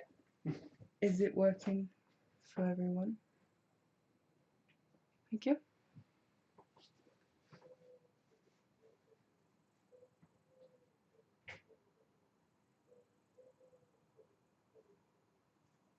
Sounds like everyone's seeing it again. I am as well, so it should be working. Right, let's see if we catch up a little bit. First live stream, welcome. Came at a great time when it stopped working. The thing that made me start macrame was your Celtic bracelet tutorial. I'm trying to remember what that was. I've done so much, sometimes I'm a bit like, what was that piece again? Make everything from jewelry to bags now. Yeah, I want to start making some bags as well.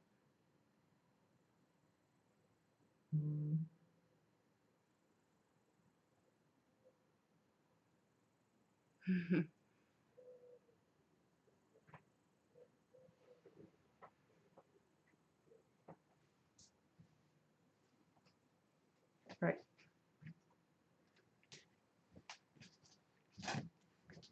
Alright, I'm gonna get silver out.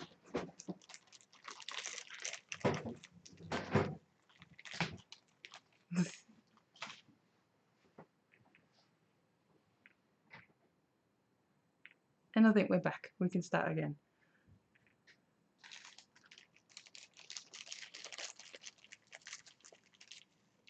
Hopefully I'll know that for next time if I remember.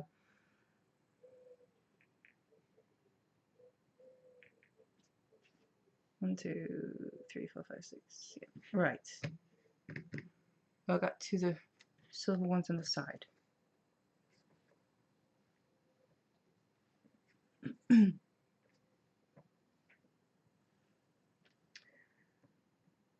I love the ring you're wearing. I think I missed that video. A Celtic wirework ring, I think is just I called it. It's quite old now, to be honest. It is one of my most popular videos, though. I know that. What did the person do to fix the video? It was my partner, and he did something on the computer. Yeah. I think like restarted the camera, which I'd done physically, but apparently he did it on the computer, which seemed to work. Or deactivated it and then reactivated it, something like that. So yeah. A Celtic bracelet was my first one too. Didn't do a great job, but my sister loved it. Gave it to her. That's the thing I love about making jewelry as well. Obviously any form of craft would be the same, but I guess with jewelry that's something you can wear. It can be something very personal. As gifts and that. I have given jewelry as gifts mainly to my mom and my nan.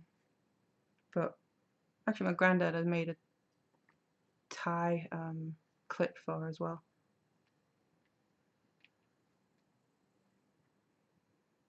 I know some people may think it's a cop-out making things the same with like if you do art, paint or draw something and then give it as a gift. Some people say it's a cop-out, but I don't think so. I think it's really personal.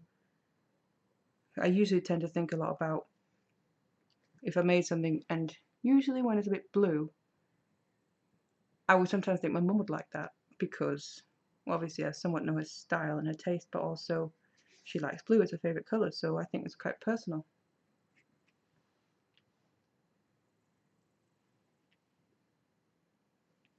And also not getting something right the first time, it's completely normal really, isn't it? Because then you just try again. And every single time you learn from it.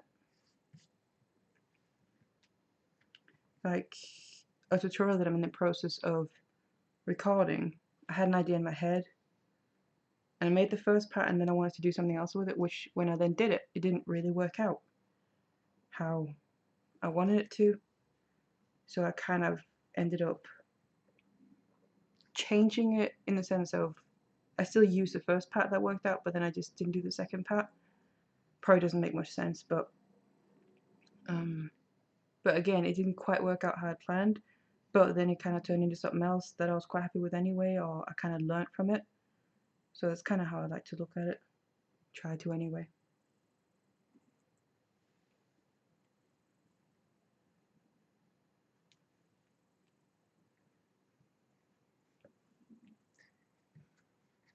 I think it's harder to make something for those you love because I know I tend to be very picky and just want it to be perfect for them. Yeah, that's obviously another side of it. Plus, you don't always really know if they really like it or not because they might just say they do, but are they telling the truth? They're just being nice, or you know. But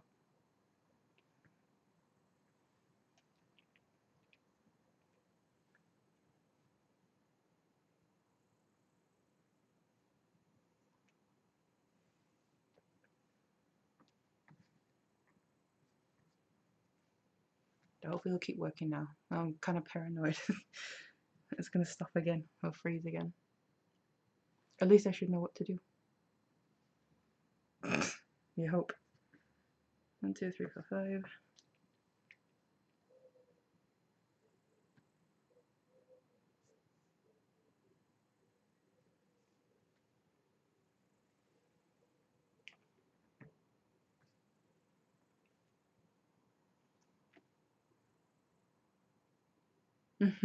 You always just show your family jewelry stands and ask them to pick whatever they want.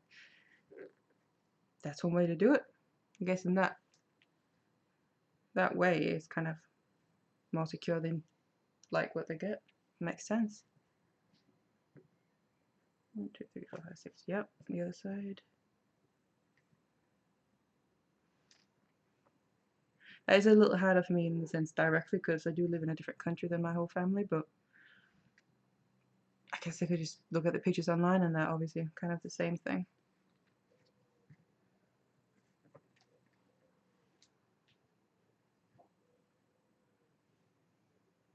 Plus, I don't really think I tend to give away as much anymore. Not because I don't want to, just because I did used to give quite a bit here and there. I think it's kind of ended up, it probably feels a bit like I've kind of given so much that I don't want to make him fed up with my stuff or anything. If anyone would ask for something, then I'd be happy to, so.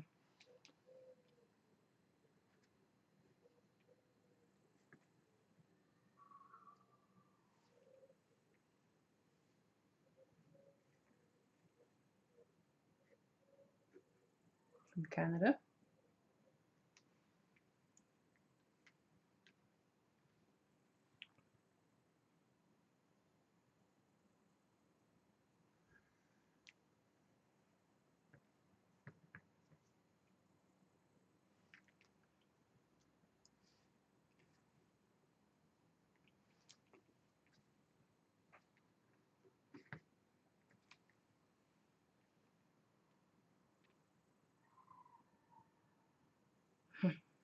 Regina. Yeah, I've heard of that one before. It's a funny name.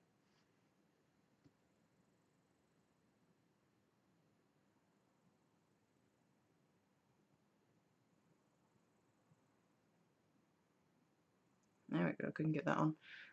Like I needed glasses for that.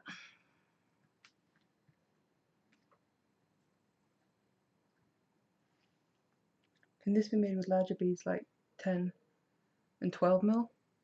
Yeah, I don't see why not. You just have to make some more, add some more beads and more knots on the sides of it to obviously reach further down. But otherwise, same technique, yeah, I don't see why not.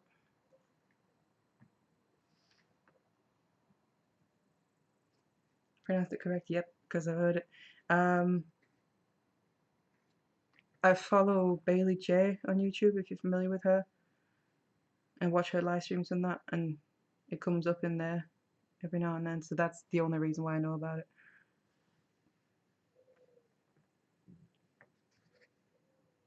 Because everyone always kind of brings it up and thinks it's funny how it's pronounced.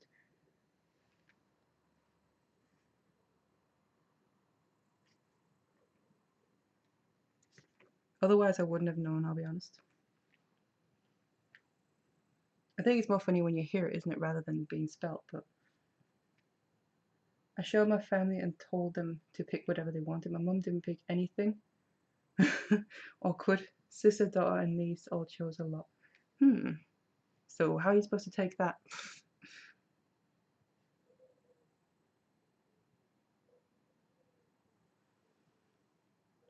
Nothing can be finer than living in Regina. Yeah. Who are some of your favorite people you like to watch on YouTube?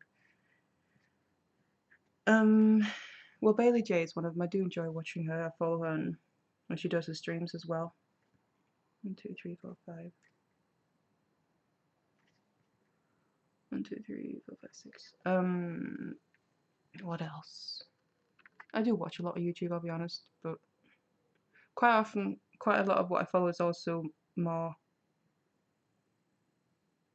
to learn things, not just for entertainment.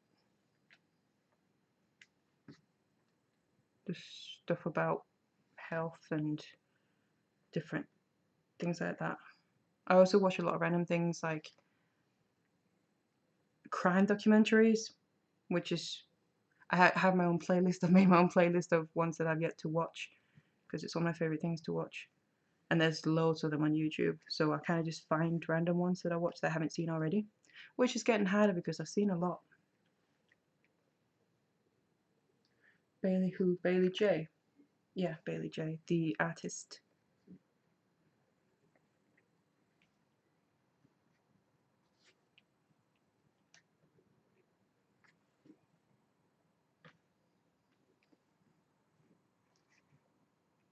I've actually been following her for quite a while now, come to think of it.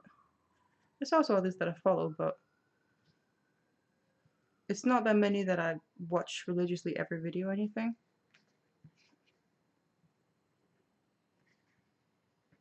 I'm trying to think of ones that I follow. I don't really follow that many in the beauty community. I follow, if you're familiar with Fleur de Force. I've just been subscribed to her for years and years, way back, when she was still off. Well, she's still one of the big ones, but she's the only one really that I still follow in the beauty community wise. I follow a few artists like Bailey J. I also do follow what's his name? Draw with Jazza and Artella Cat as well. I enjoy watching her videos. Demos and explanations available. Done. Thank you so much. It's very kind of you.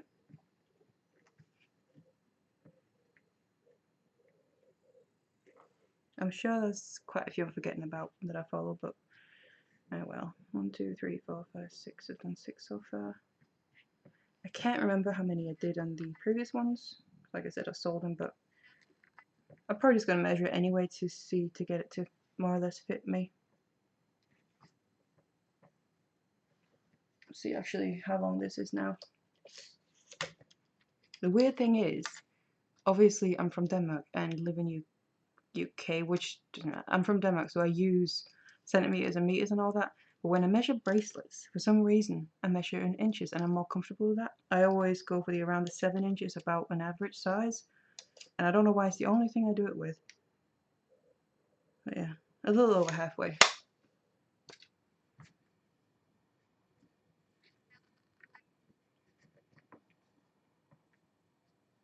Otherwise, I don't use inches or anything.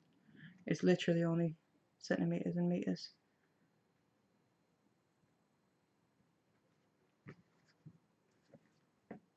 Right, copper beads.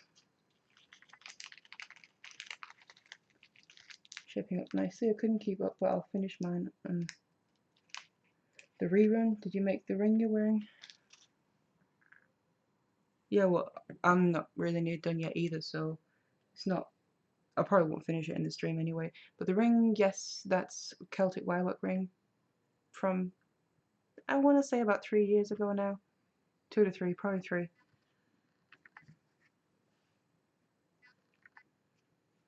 It's always been one of my favourite ones, personally, to wear as well, that I've made.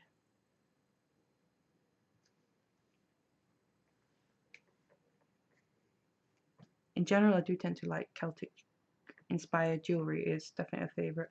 I think it tends to be in general because it tends to be more popular anyway. But yeah.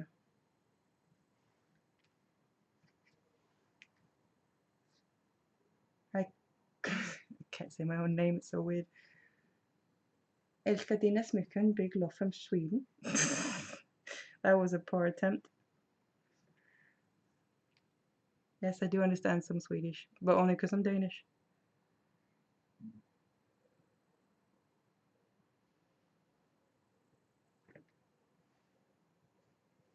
I haven't been to Sweden in many years, actually.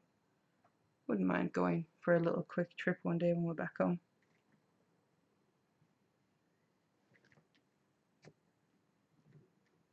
Just cross the bridge for a day or so.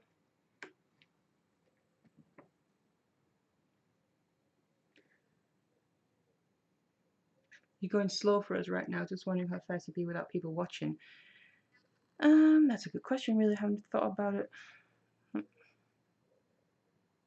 gonna try and just kind of do it how I would do it. And maybe you can judge.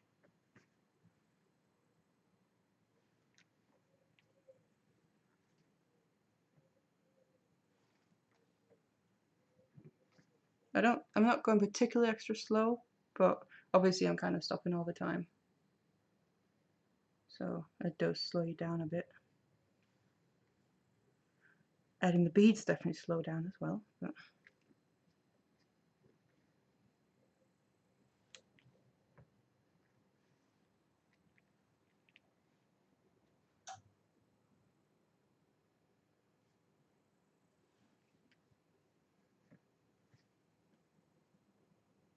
right. Let's do this one.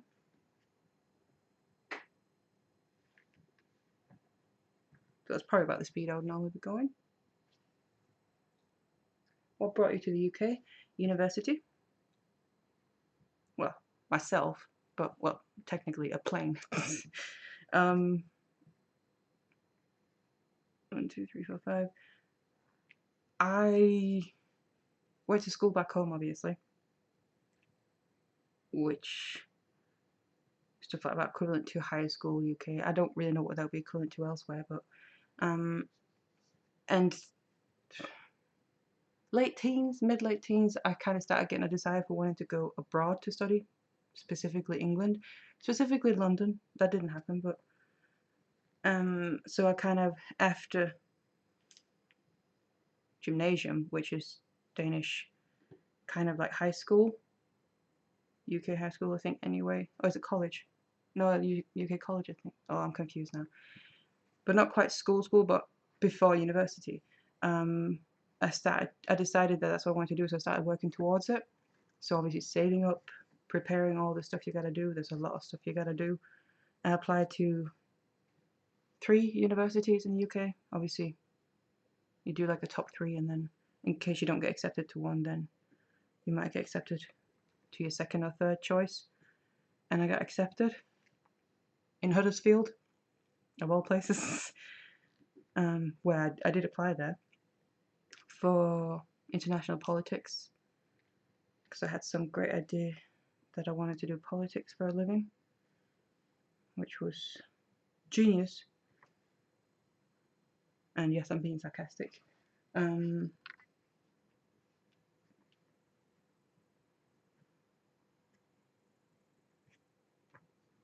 So after school, then took a year at leisure to work to save up, and then I moved over here to start uni, which was in 2008, in August/September that I started, and then 3 years till I graduated, and then I've just stayed here ever since. So that's kind of how it ended up in the UK.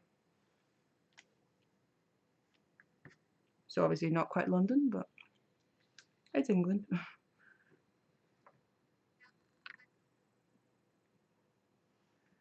I always imagine you really sipping through the projects. Sipping through a project to slowly get one done. I think it's quite different as well. Sometimes I go quicker, sometimes I go slower. It really depends. Both what I'm doing, but also how I'm feeling, I guess, or what I'm up for. Didn't bring out enough beads, apparently. 1, 2, 3.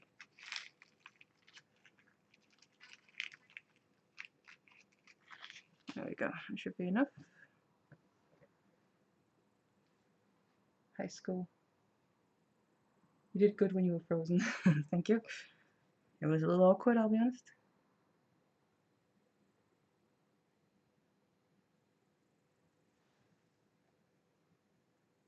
But that doesn't take much. I do get awkward a lot. It doesn't take much for me to get awkward. Like I said, I'm not the most social person either. In other words, I'm socially awkward. Unless I'm really comfortable with someone, then I have no problem. But strangers, a crowded room, so a bigger crowd, no, I don't really do well with that.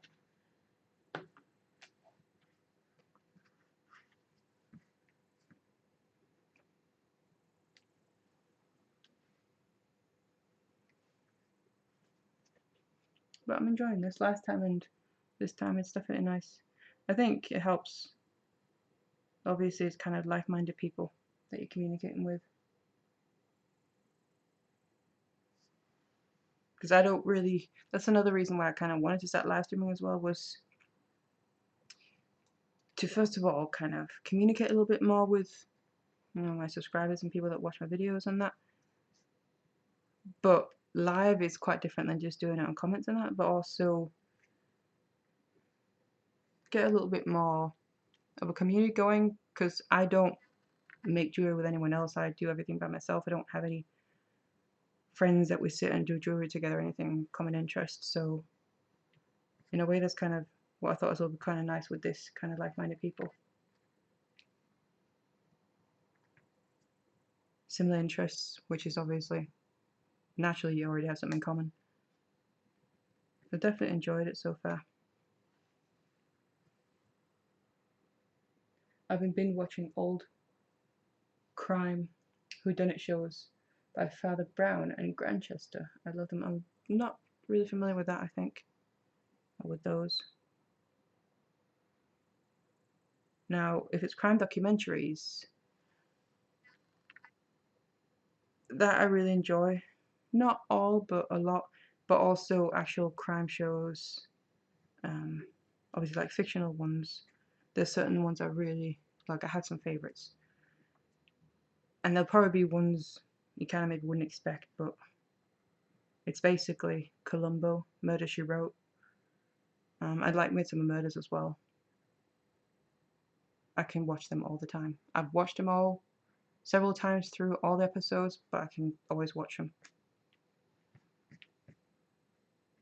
That's definitely some of my favorite.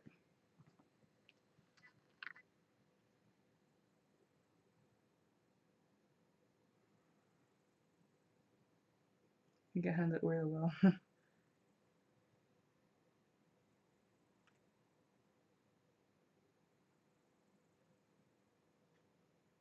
Thank you so much, everyone. It's really kind of you.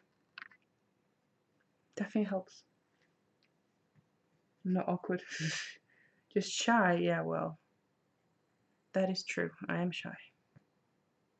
Hence why it's taken me as well, what, 4+ years to get myself on camera other than just my hands.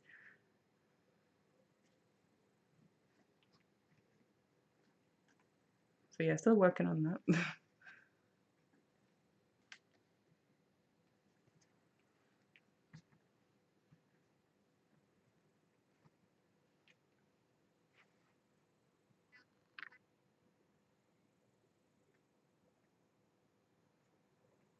One of the best on YouTube. Thank you so much. Doubt it, but thank you. Really appreciate it. Wait, what did I just do? I think I made the full knot. Yeah. I watch true crime all the time. My kids call them Mum's Murder Shows. True crime. Yeah, if that's a show called that, I'm familiar with that too. I do watch that. Like I said, I have a playlist that I've made on my YouTube of crime documentary things. It's literally, I have, I think what did last time I checked, it's like 500 or 600 plus crime show videos on the playlist. Most of them I've watched, obviously over time, but yeah, I'm struggling more and more now to find ones I haven't watched, but that's why they need to keep making more. It sounds horrible because you don't want bad things to happen, but obviously they do, because they're obviously based on real life tragic events and that. 1, 2, 3, 4, 5, 6, yeah.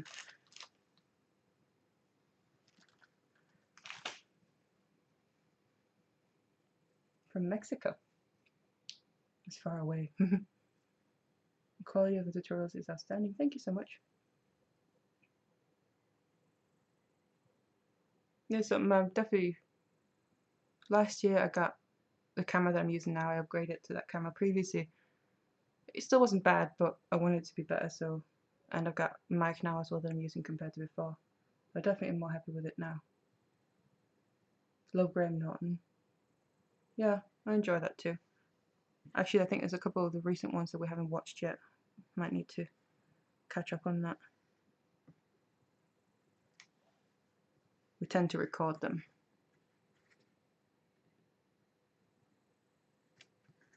and so on. I just got them out. Yep.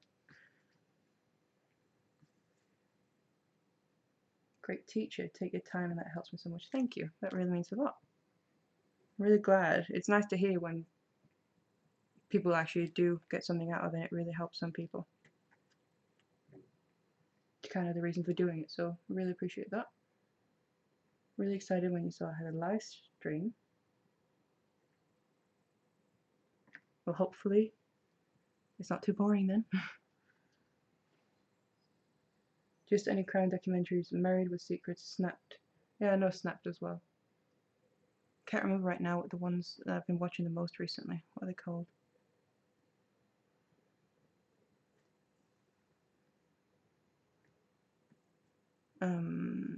Something with she.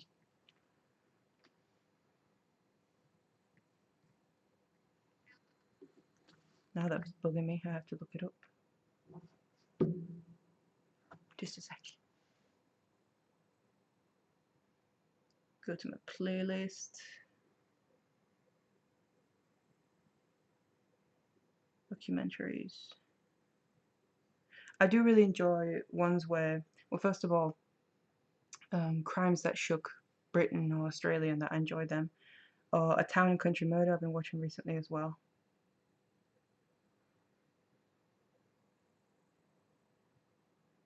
There's another one that I've been watching a lot that really bugs me. I can't remember. Yeah, True Crimes that you mentioned. That's also one I watch a lot.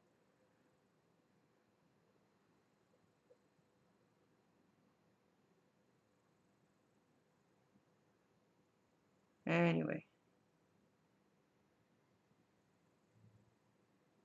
something about it's female killer.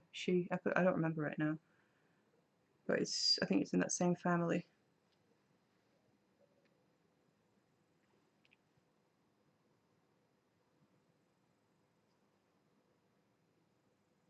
Thank you.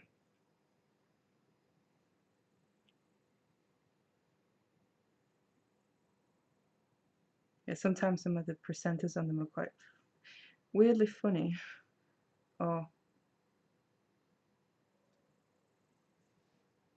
awkward.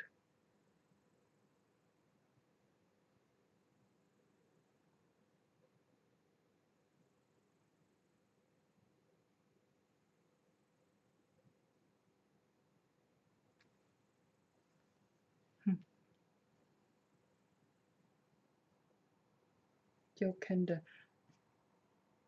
I'm guessing that's a presenter on one. I don't know him by name, but I might recognize him if I saw him.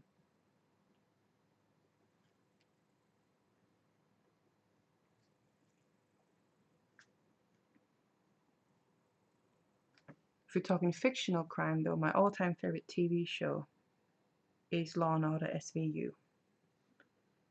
That I can also always watch.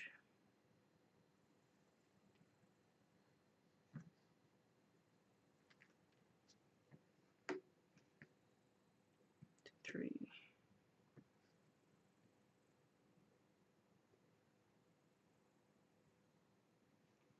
I think I just might have missed a knot. I just have to undo that to check. It's gonna bug me if I don't. It looks a little bit wrong. Yes, I'm one of them that if I see a mistake further back, I have to undo to fix it. Let me just check here. Yeah, I did miss one. Right. Good thing I saw that. It's not a big deal or anything, but there we go. Back on track. Find out how to be the CEO and the janitor. I would love to make jewelry all day and have someone else do the back office work. Oh, tell me about it.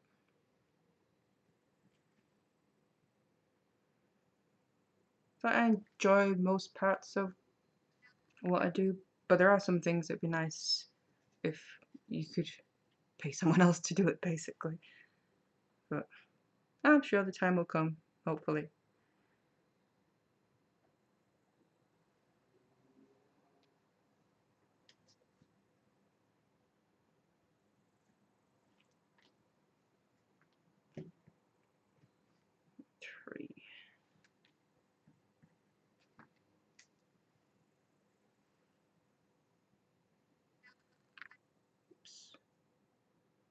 Pesky little beads.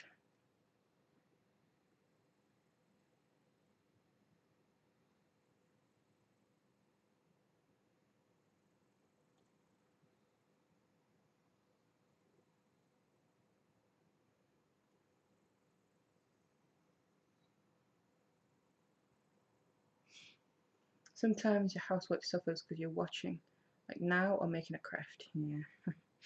I wish we didn't have to do housework.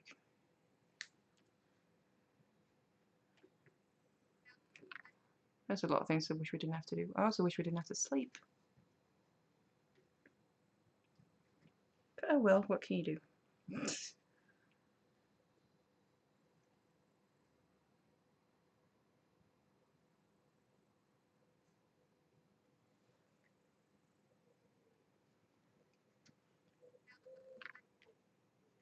And this one, 6, yeah. Slowly getting there. I just measure it after this and see how far I've got lengthwise. Still a bit to go, I know, but I like to kind of keep track as I go. I usually tend to do that. I think it's more psychological, so I'm like, how much do I have left? So I know if it's still quite a bit or if it's not that much. Even when I can see there's quite a bit left, I still kind of like to measure it sometimes. Don't really know why.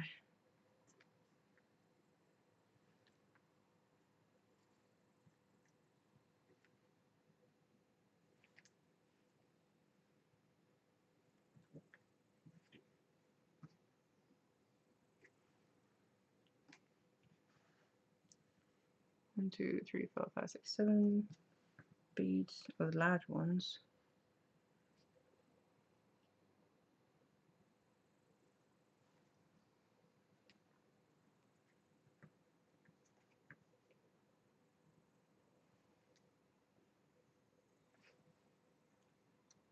I often wonder how you get your wirework so perfect. Do you have a secret?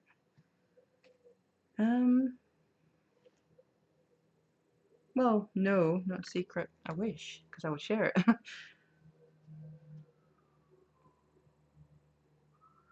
I don't know. I think it's just. I know I am a perfectionist in the sense of, like, just before, even though it didn't really matter, I had to go back and undo a bit to make sure I did the knot right. Even though I know nothing will ever be perfect, I am a perfectionist, even though I know it won't be, which makes perfect sense. Regarding wirework, I think one thing I do know I do that I do wrap quite tight. I also actually do macrame quite tight. I think first of all it just comes natural, but also I kind of prefer that look. It does tend to make it a little bit more even, I think, looking. Obviously, if you prefer looser looking and not so tight, then there's absolutely nothing wrong with that. But my personal taste, I think that's the only thing I can really put a finger on, is that I do know that I wrap quite tight. Which isn't always a plus, depending what you're doing with it, but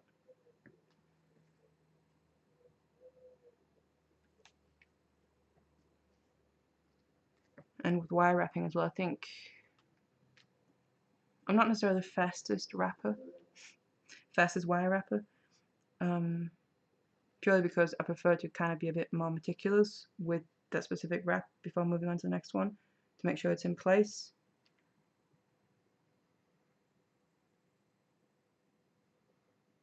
I think that's really kind of how I tend to do it. Love your work. Thank you so much, Catherine.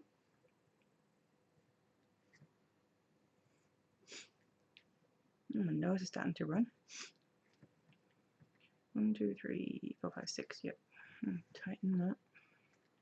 And then I'll measure it.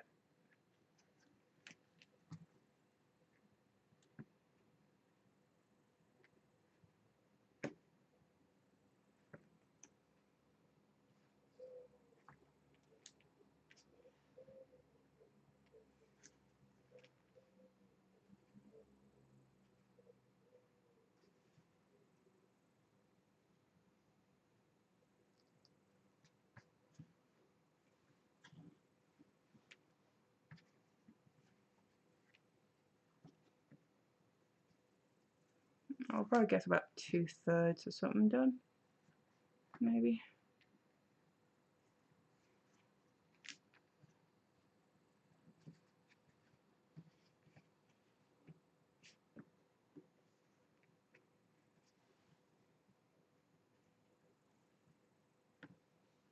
That was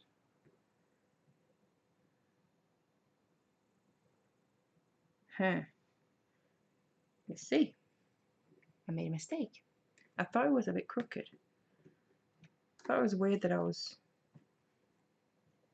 had a bead spare. I thought I counted them out. No, you're in the UK, but what country? I didn't miss that part. I'm in England. Leeds, West Yorkshire.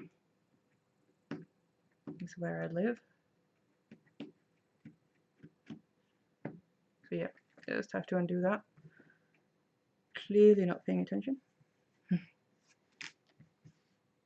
Thought it seemed a little bit wonky.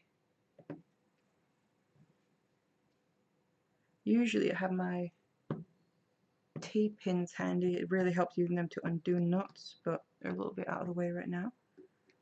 I'll just use my nails. So I missed out a bead on the left one. Double check. Yep, I only added 5, so I did need that last one.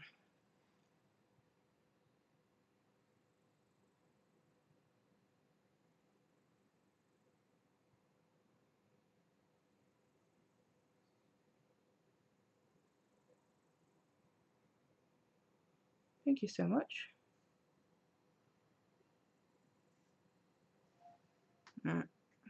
Adding that. We can't have it be wonky. And I'm adding it to the wrong card. Wow. It is going well.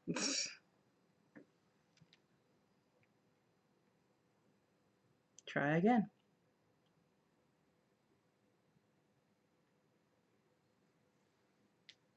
There we go. And making a knot.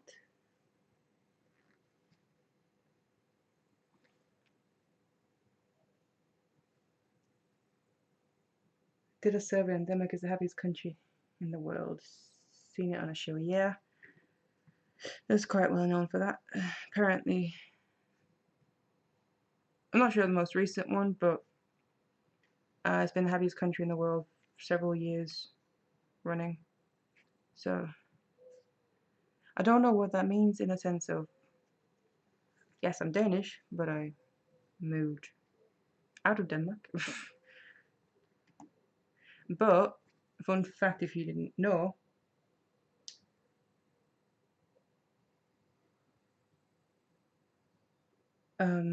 yes, Sweden is the happiest country, at least have been several times, but we're also the largest consumers apparently of,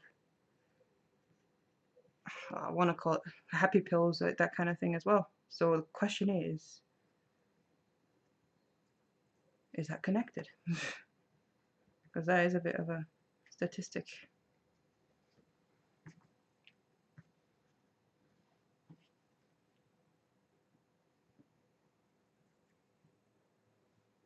It's coming along beautifully, thank you.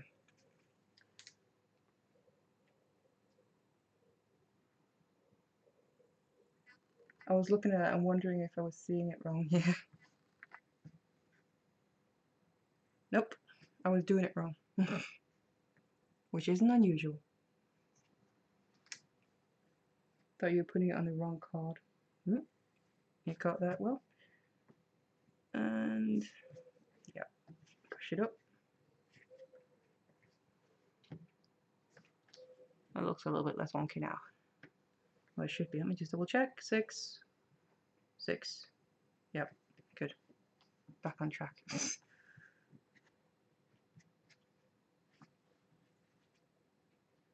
And I was just going to measure it. Let's see and get the whole thing in. 80, almost 5 inches. So at least another 3, if not 4 beads, I would say, of the large ones. 1, 2, 3, 4, 5, 6, 7, 8. So yeah, about 2/3 seemed like a pretty good guess.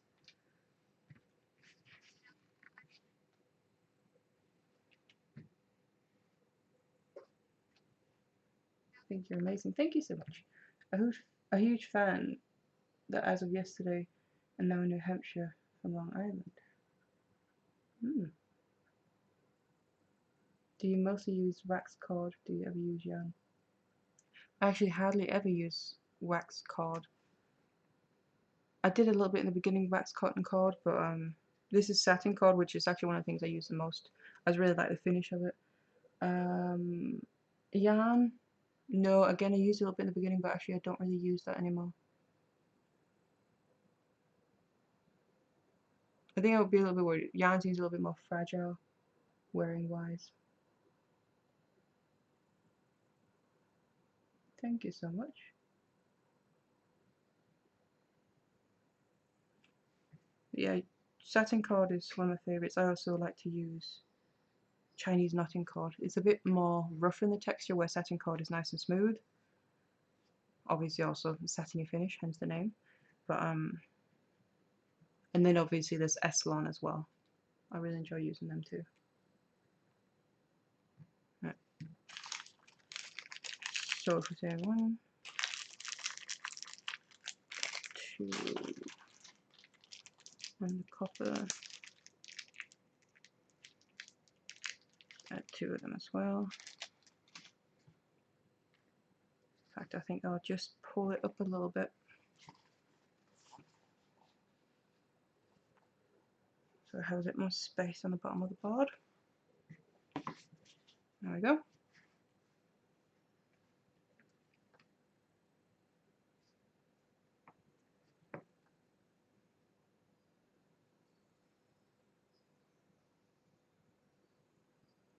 Mexico.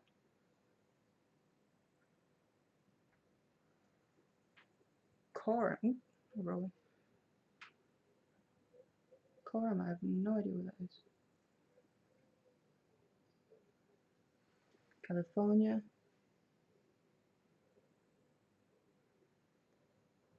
Do you have a website where you sell your tools and materials? I will check with you. Well, first of all, thank you. I have an Etsy shop and a website. I currently sell 2 different kits, but I'm in the works of expanding my range. First of all, kits, I'm in the process of, the next kit that I'm planning to do is start a macrame kit. And then I am hoping and planning to expand to more kits, but also actually start to sell tools and materials in the future. It's something I'm planning to do, so obviously it'll take a little time, but I'm hoping to kind of keep expanding that. Because I do, over the years, I've had a lot of questions about that in general, so I do definitely think that would be beneficial. And also, like I said, I currently do a Kumihimo starter kit, and then I want to do a macrame one, and I also think it would be kind of nice to do a starter wirework kit, for example. So I do plan to expand that.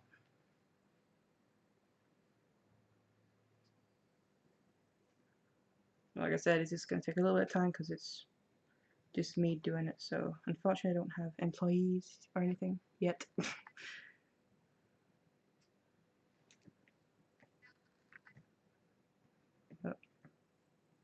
But yeah, just basically keep an eye on website, Etsy shop. I'll probably announce things as well when things like that were to happen, when I would have things available.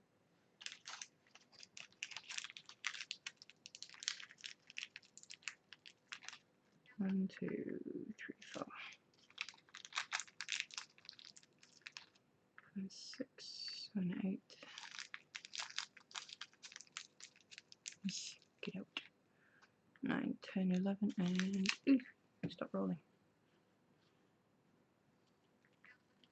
Stop it. Thank you. 12. There we go. Where are we? This one?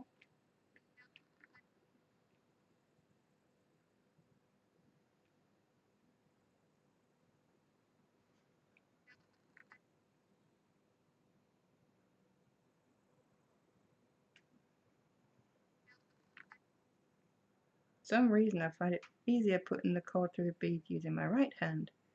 Probably because I'm right-handed, but right.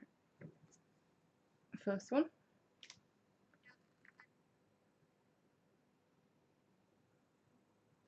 can you swap out wire for the same pattern, or is there limits to using wire macrame?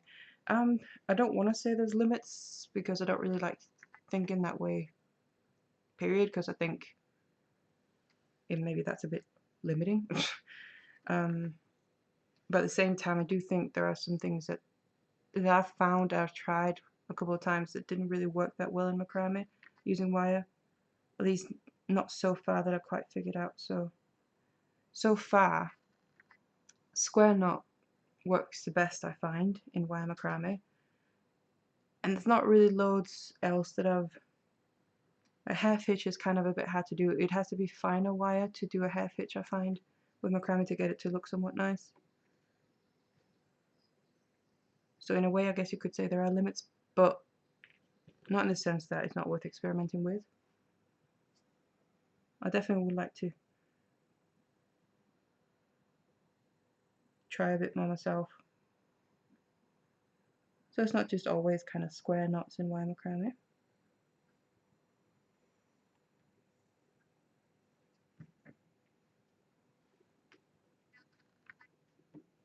Third one.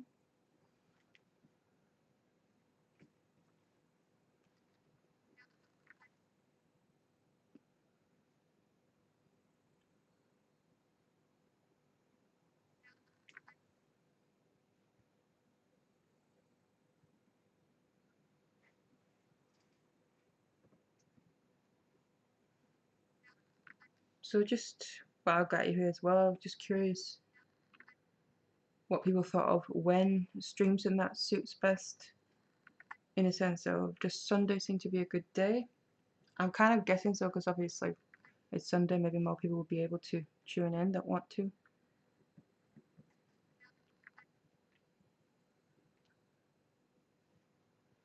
Because originally I did think about possibly Wednesday, but obviously there's also a time difference to think about in that.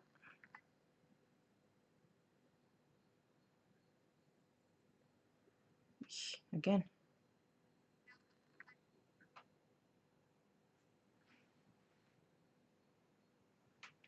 Because I know my biggest audience is from America, so obviously time difference is quite off from each other. Sunday, yeah. I'm thinking that myself. It suits me fine as well. Well, it's probably the best day, really. That's not to say maybe I'll never do a different day, but it's probably the go-to day.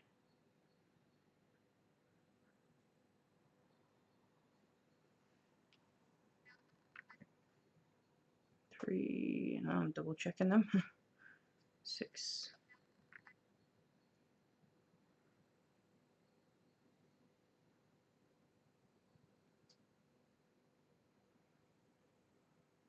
This is perfect for me. It's the time difference that's hard to figure out a bit. Yeah, I have a rough idea. Voice is calming. Thank you so much.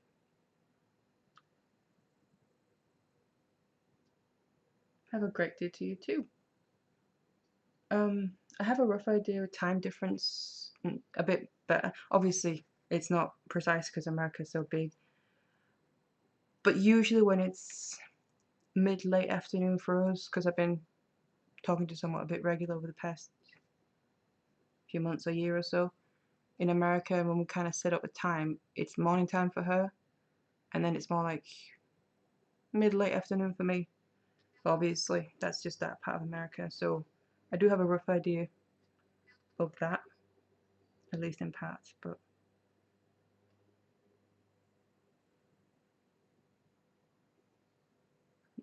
falling off. Wait. See, I'm not thinking I'm going to put too many on. Oh boy. I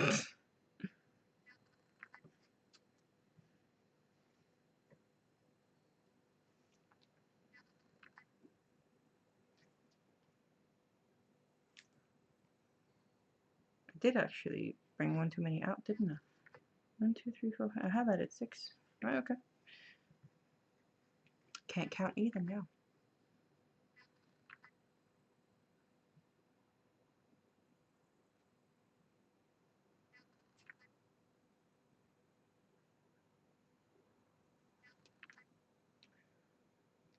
here it's 1 in the afternoon. What time is it where you are? Right now it's just past 6. Where are you then?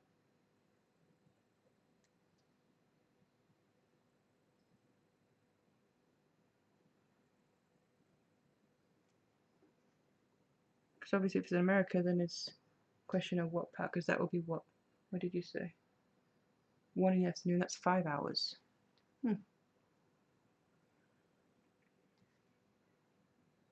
If it's America, would that be more on the East Coast or something then? Ohio. East Coast, possibly? It's very few places in America that I know of it, but I don't know exactly where on the map it is. On the top of my head, anyway, off the top of my head. Only obviously a couple of the big ones that everyone kind of knows. East Coast, yeah. Thought so with the time difference, because it's not as far. 12. Yeah, it's weird to think we're not quite at the end of the day here yet, but it's getting there. But then others is like middle of the day.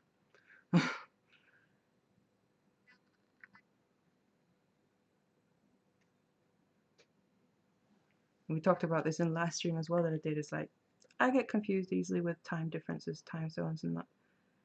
But then it's numbers, which it doesn't take much. So yeah, anything with numbers, no. My brain doesn't really compute numbers very well. Noon, Texas.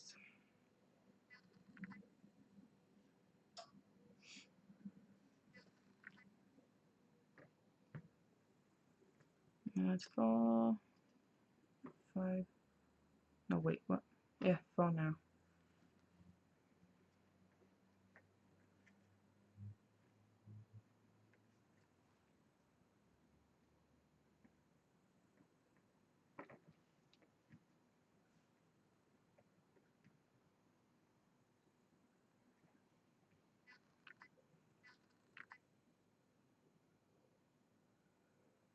I feel like I did that not wrong.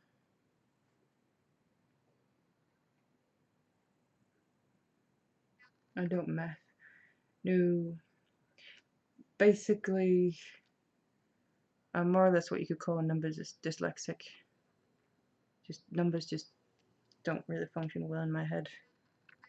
Obviously I can do very basic easy stuff, but anything slightly complicated, yeah. Or not even very complicated.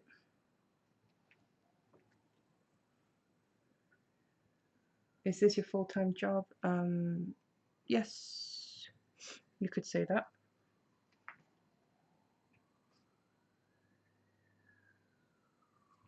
Did I even do that one right? I run it as a business.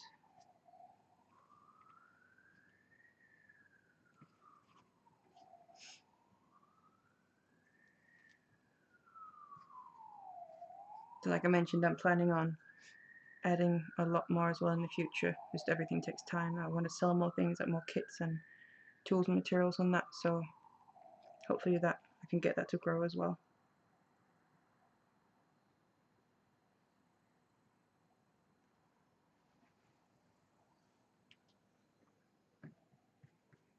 That's number 4. Right. Hopefully this sits better now.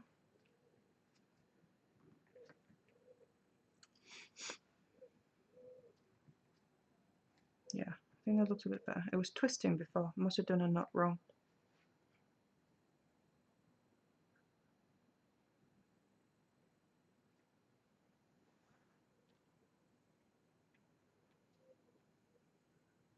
Thank you so much, Nancy.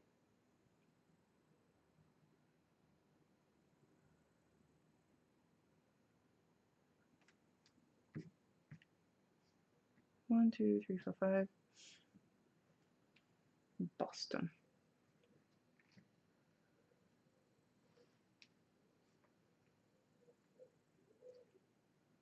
1, 2, 3, 4, 5. Yeah, last one. And I have 6 on that.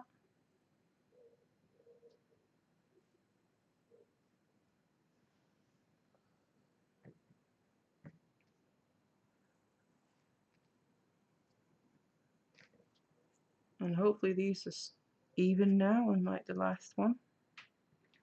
Right, let's test it.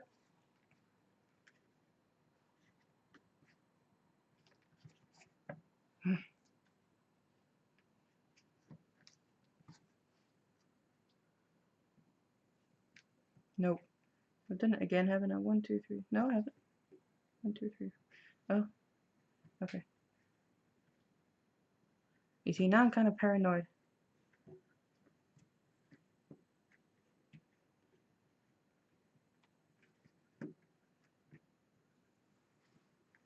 Oh, maybe it is even. Also, because I counted out a bead too many, so I'm like, did I miss it out? 1, 2, 3, 4, 5, 6. 1, 2, 3, 4, 5, 6. No.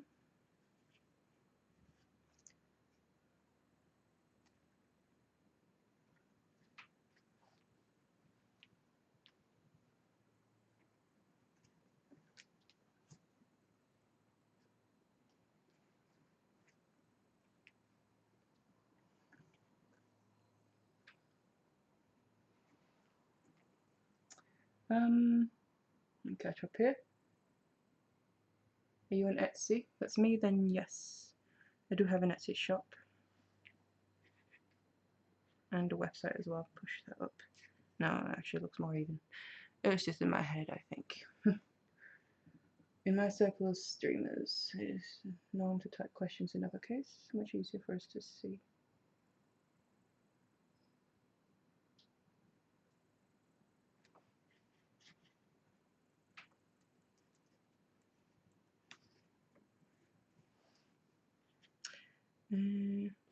Yeah, like I said, this is only my second stream, so I'm still getting used to it all myself. I've watched plenty of streams. Well, not loads, but a few. But this is only my second one doing it, so I'm sure things will get easy and get used to things along the way. Oh, stop it. 1, 2, 3, 4, 5, 6, 7, 8, 9, 10, 11, and 12. Oops. Right, so I'll probably see about doing this next large bead as well, and then probably see about calling that it for today. I feel like I'm getting a little bit more messing up here and there. Need a break.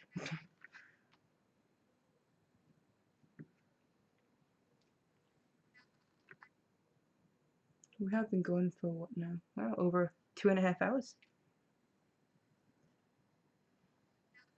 That's pretty good.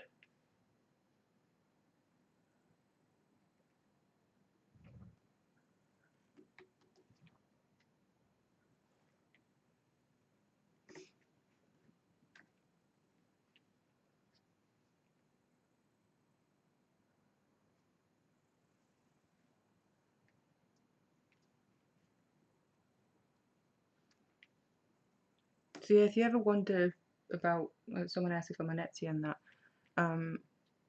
to all those things like my Etsy shop, website, Instagram, a few other things, I always have links to all of that stuff in the description boxes under the videos.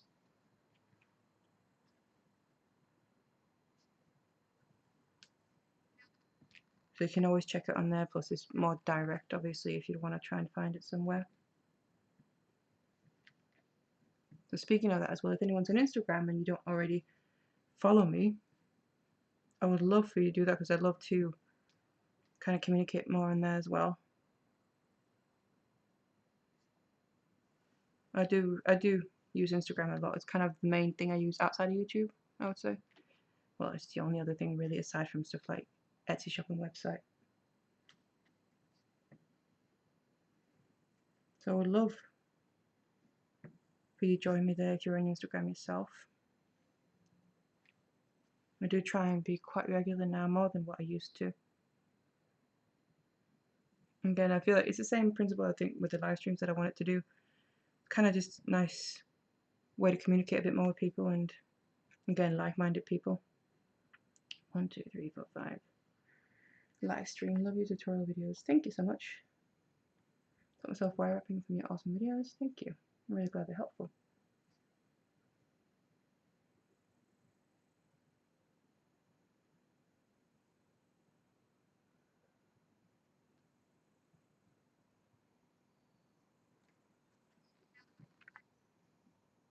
Two, three, four, five, one more, and then we have 6 left. That fits. Great to see you. Just heard your voice and saw your hands. Yeah. Been trying to push myself for a while to kind of do this. Been kind of hiding behind the camera for 4+ years now, just showing my hands.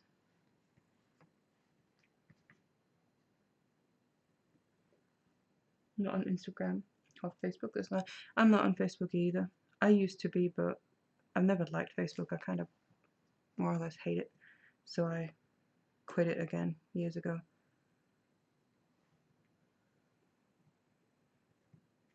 But Instagram I do like, even though Instagram kind of is Facebook now, unfortunately. But what can you do?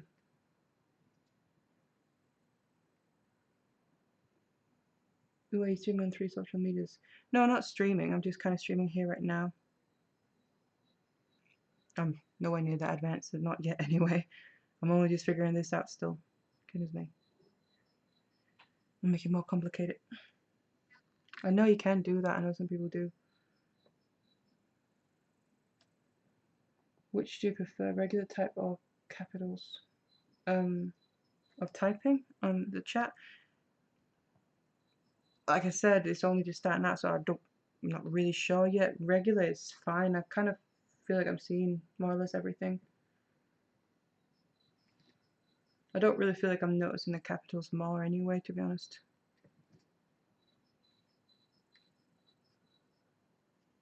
Oops.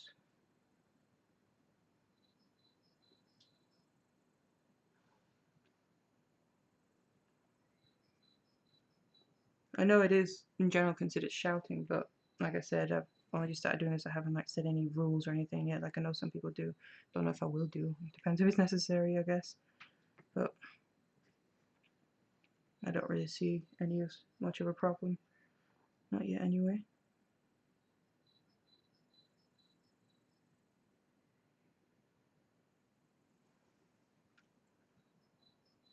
1, 2, 3. Just out of curiosity, can you hear the birds chirping outside, or is it just me? I wonder if it's coming through to you. 1, 2, 3.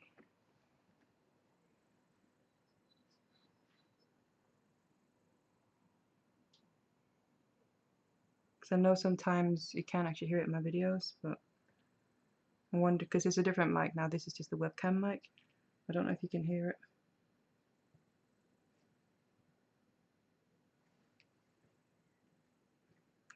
I have to have the window open today because it's really warm over here at the moment. These past few days. And I thought a fan would be too loud, so I had to leave the window open. No birds. Oh, I thought you'd actually be able to hear that. Huh. Well, there's none right now, but just before. They can sometimes get really loud right out behind us. Which is fine if it's the nice bird sounds. When it's those crows and all that, it gets a bit annoying. No birds? Okay. Yes, hear the birds and fire engines. Well, yeah, you probably hear some sirens here and there.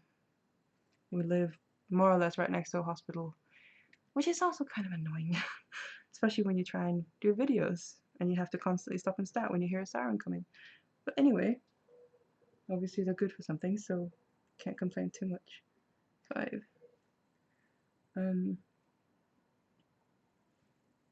From across the pond, if that's for me, then, and if you're in USA, then yes, I'm in England. Eesh. I'm from Denmark, but I live in England. Can't wait to finish mine. This bracelet looks beautiful. Yes, I can. You can hear them. Love birds and have feeders and a bath. Yeah. When it's the nice bird sounds, I do really like the sound of that as well. I find it quite calming. That's why maybe when we want to get a house or something, I would love to do something in the garden as well. 1, 2, 3, 4, 5, 6.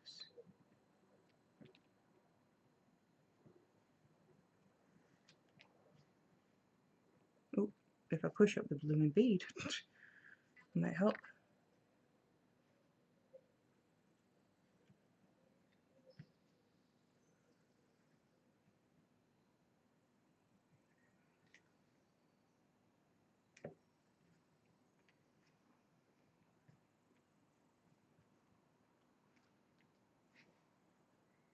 Is your town big? My town has 55 people in it. Wow. Wow, that's small. Well, no. It's not as small as that, I would say.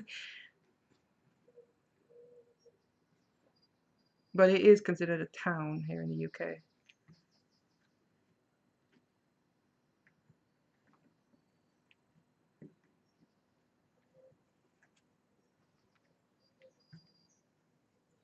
Well, Leeds is a city and it's, I think, the second largest city now. So technically that's a city, but I say I live in Leeds and it is kind of part of Leeds, but it is a town within Leeds. So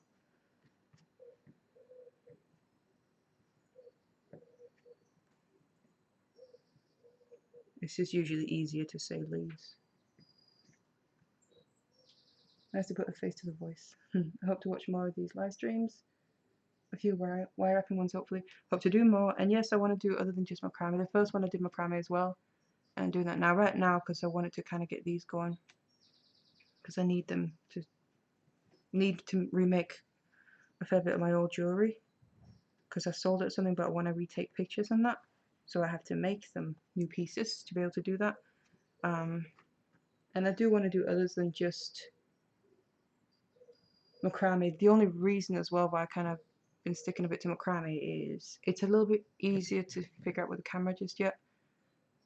Because that's the only downside I have with the camera that I use. I love the quality of it and it's great compared to what I had before. But the only thing about it is the focus on it. I'm very limited for my focus area. So if I move too far up or too far down, it kind of goes out of focus. And I can't really use autofocus because it's not good enough. I don't really think any autofocus is good enough when you're kind of moving around and that. So obviously with wire working, I do move more and it's in free air. So I do want to do it. So I do plan on doing it. And obviously I do record videos with it. It's just obviously a bit longer to sit with to make sure you can kind of see it the best possible anyway. So I will be doing that at some point, definitely. And Kumihimo as well. Just for now, I just thought it was kind of easy to start with this.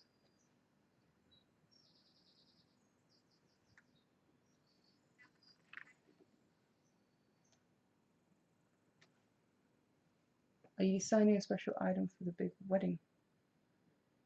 Is that for me or?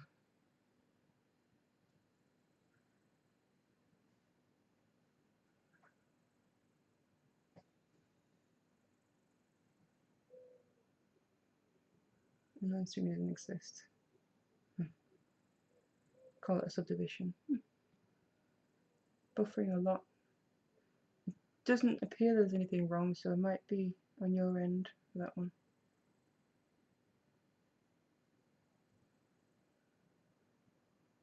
Hope it's not messing up again anyway.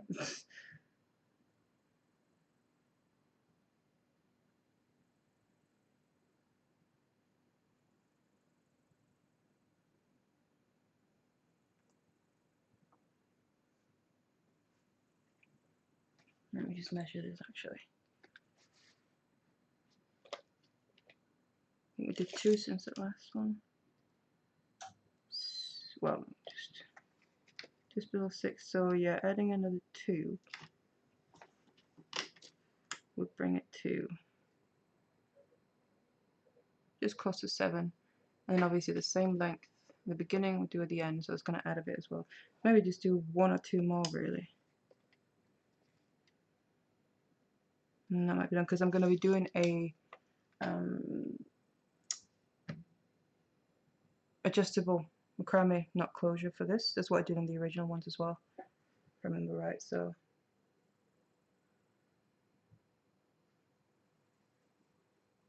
are you designing a special item for the big wedding? Oh,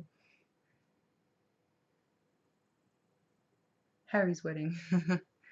I was like, my wedding? I'm not getting married. Harry's wedding. I don't even think about that.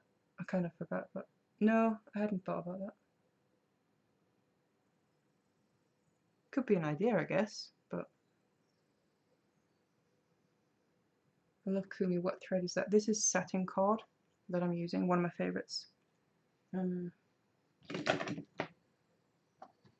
get them on these reels. I think it's about 70 or something meters on each. Yeah, I really like that, the finish that they have. That's one of my favorite ones to use.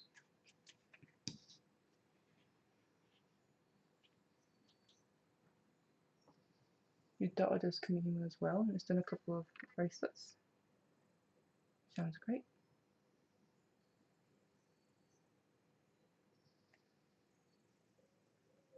But I think I'll see about calling it quits for now. Kind of almost reached the end of this one, but obviously I'll keep working on it. And I'm also going to be doing the white one.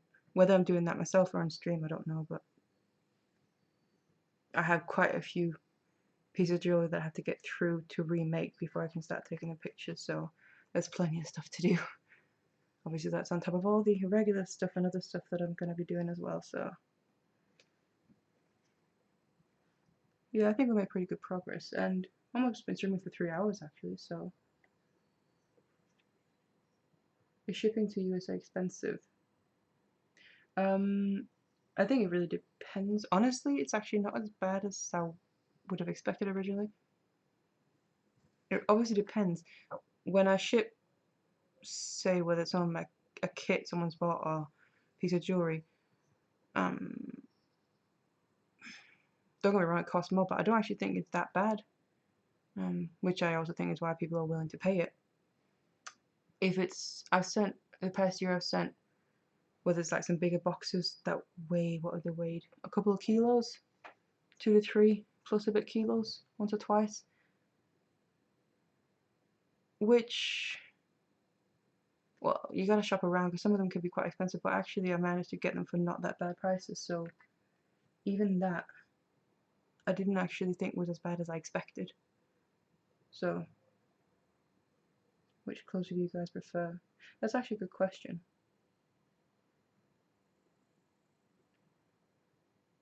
You're definitely not awkward. You're a treasure. Huh, thank you so much. Yeah, even compliments I don't take very well, so it makes me awkward. But yeah, what closure? That is a good question. I'm actually quite curious about that.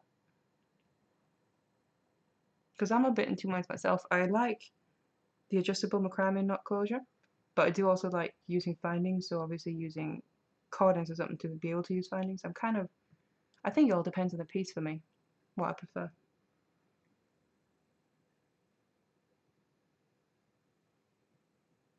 Probably depends where you're from.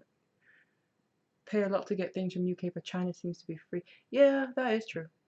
When I order something on eBay, pretty much whenever something comes from China, delivery is free. And even though there probably should be import duties and fees, that never happens either.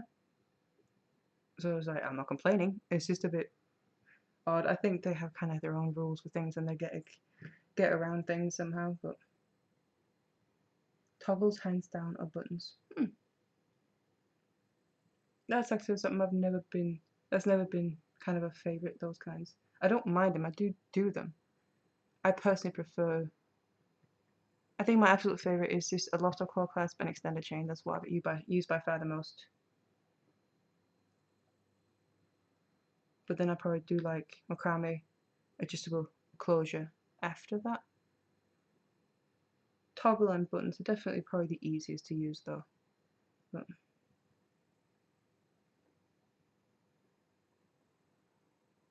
thank you so much for that. I'm really glad you like the tutorials and also the live stream.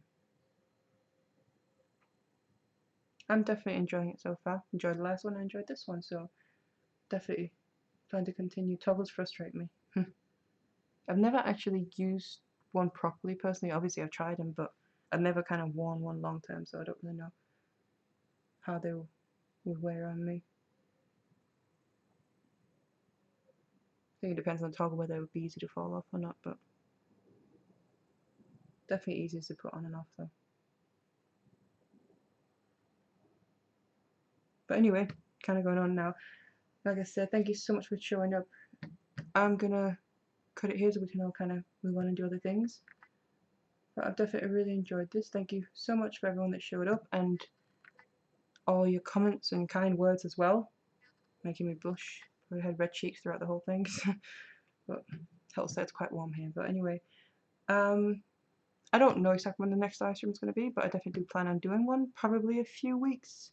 I don't even know what date is it. We're almost getting to the end of the month, so it will definitely be next month. So yeah, sometime next month. But I will do another schedule thing, so it should come up on my channel when I do plan to do that. So yeah, just keep an eye on that if you want to join again. And thank you so much. Hope you all have a good rest of the day. And whatever you do, enjoy it. Thank you for joining me. And thanks for the conversations. And have a good day. Bye bye.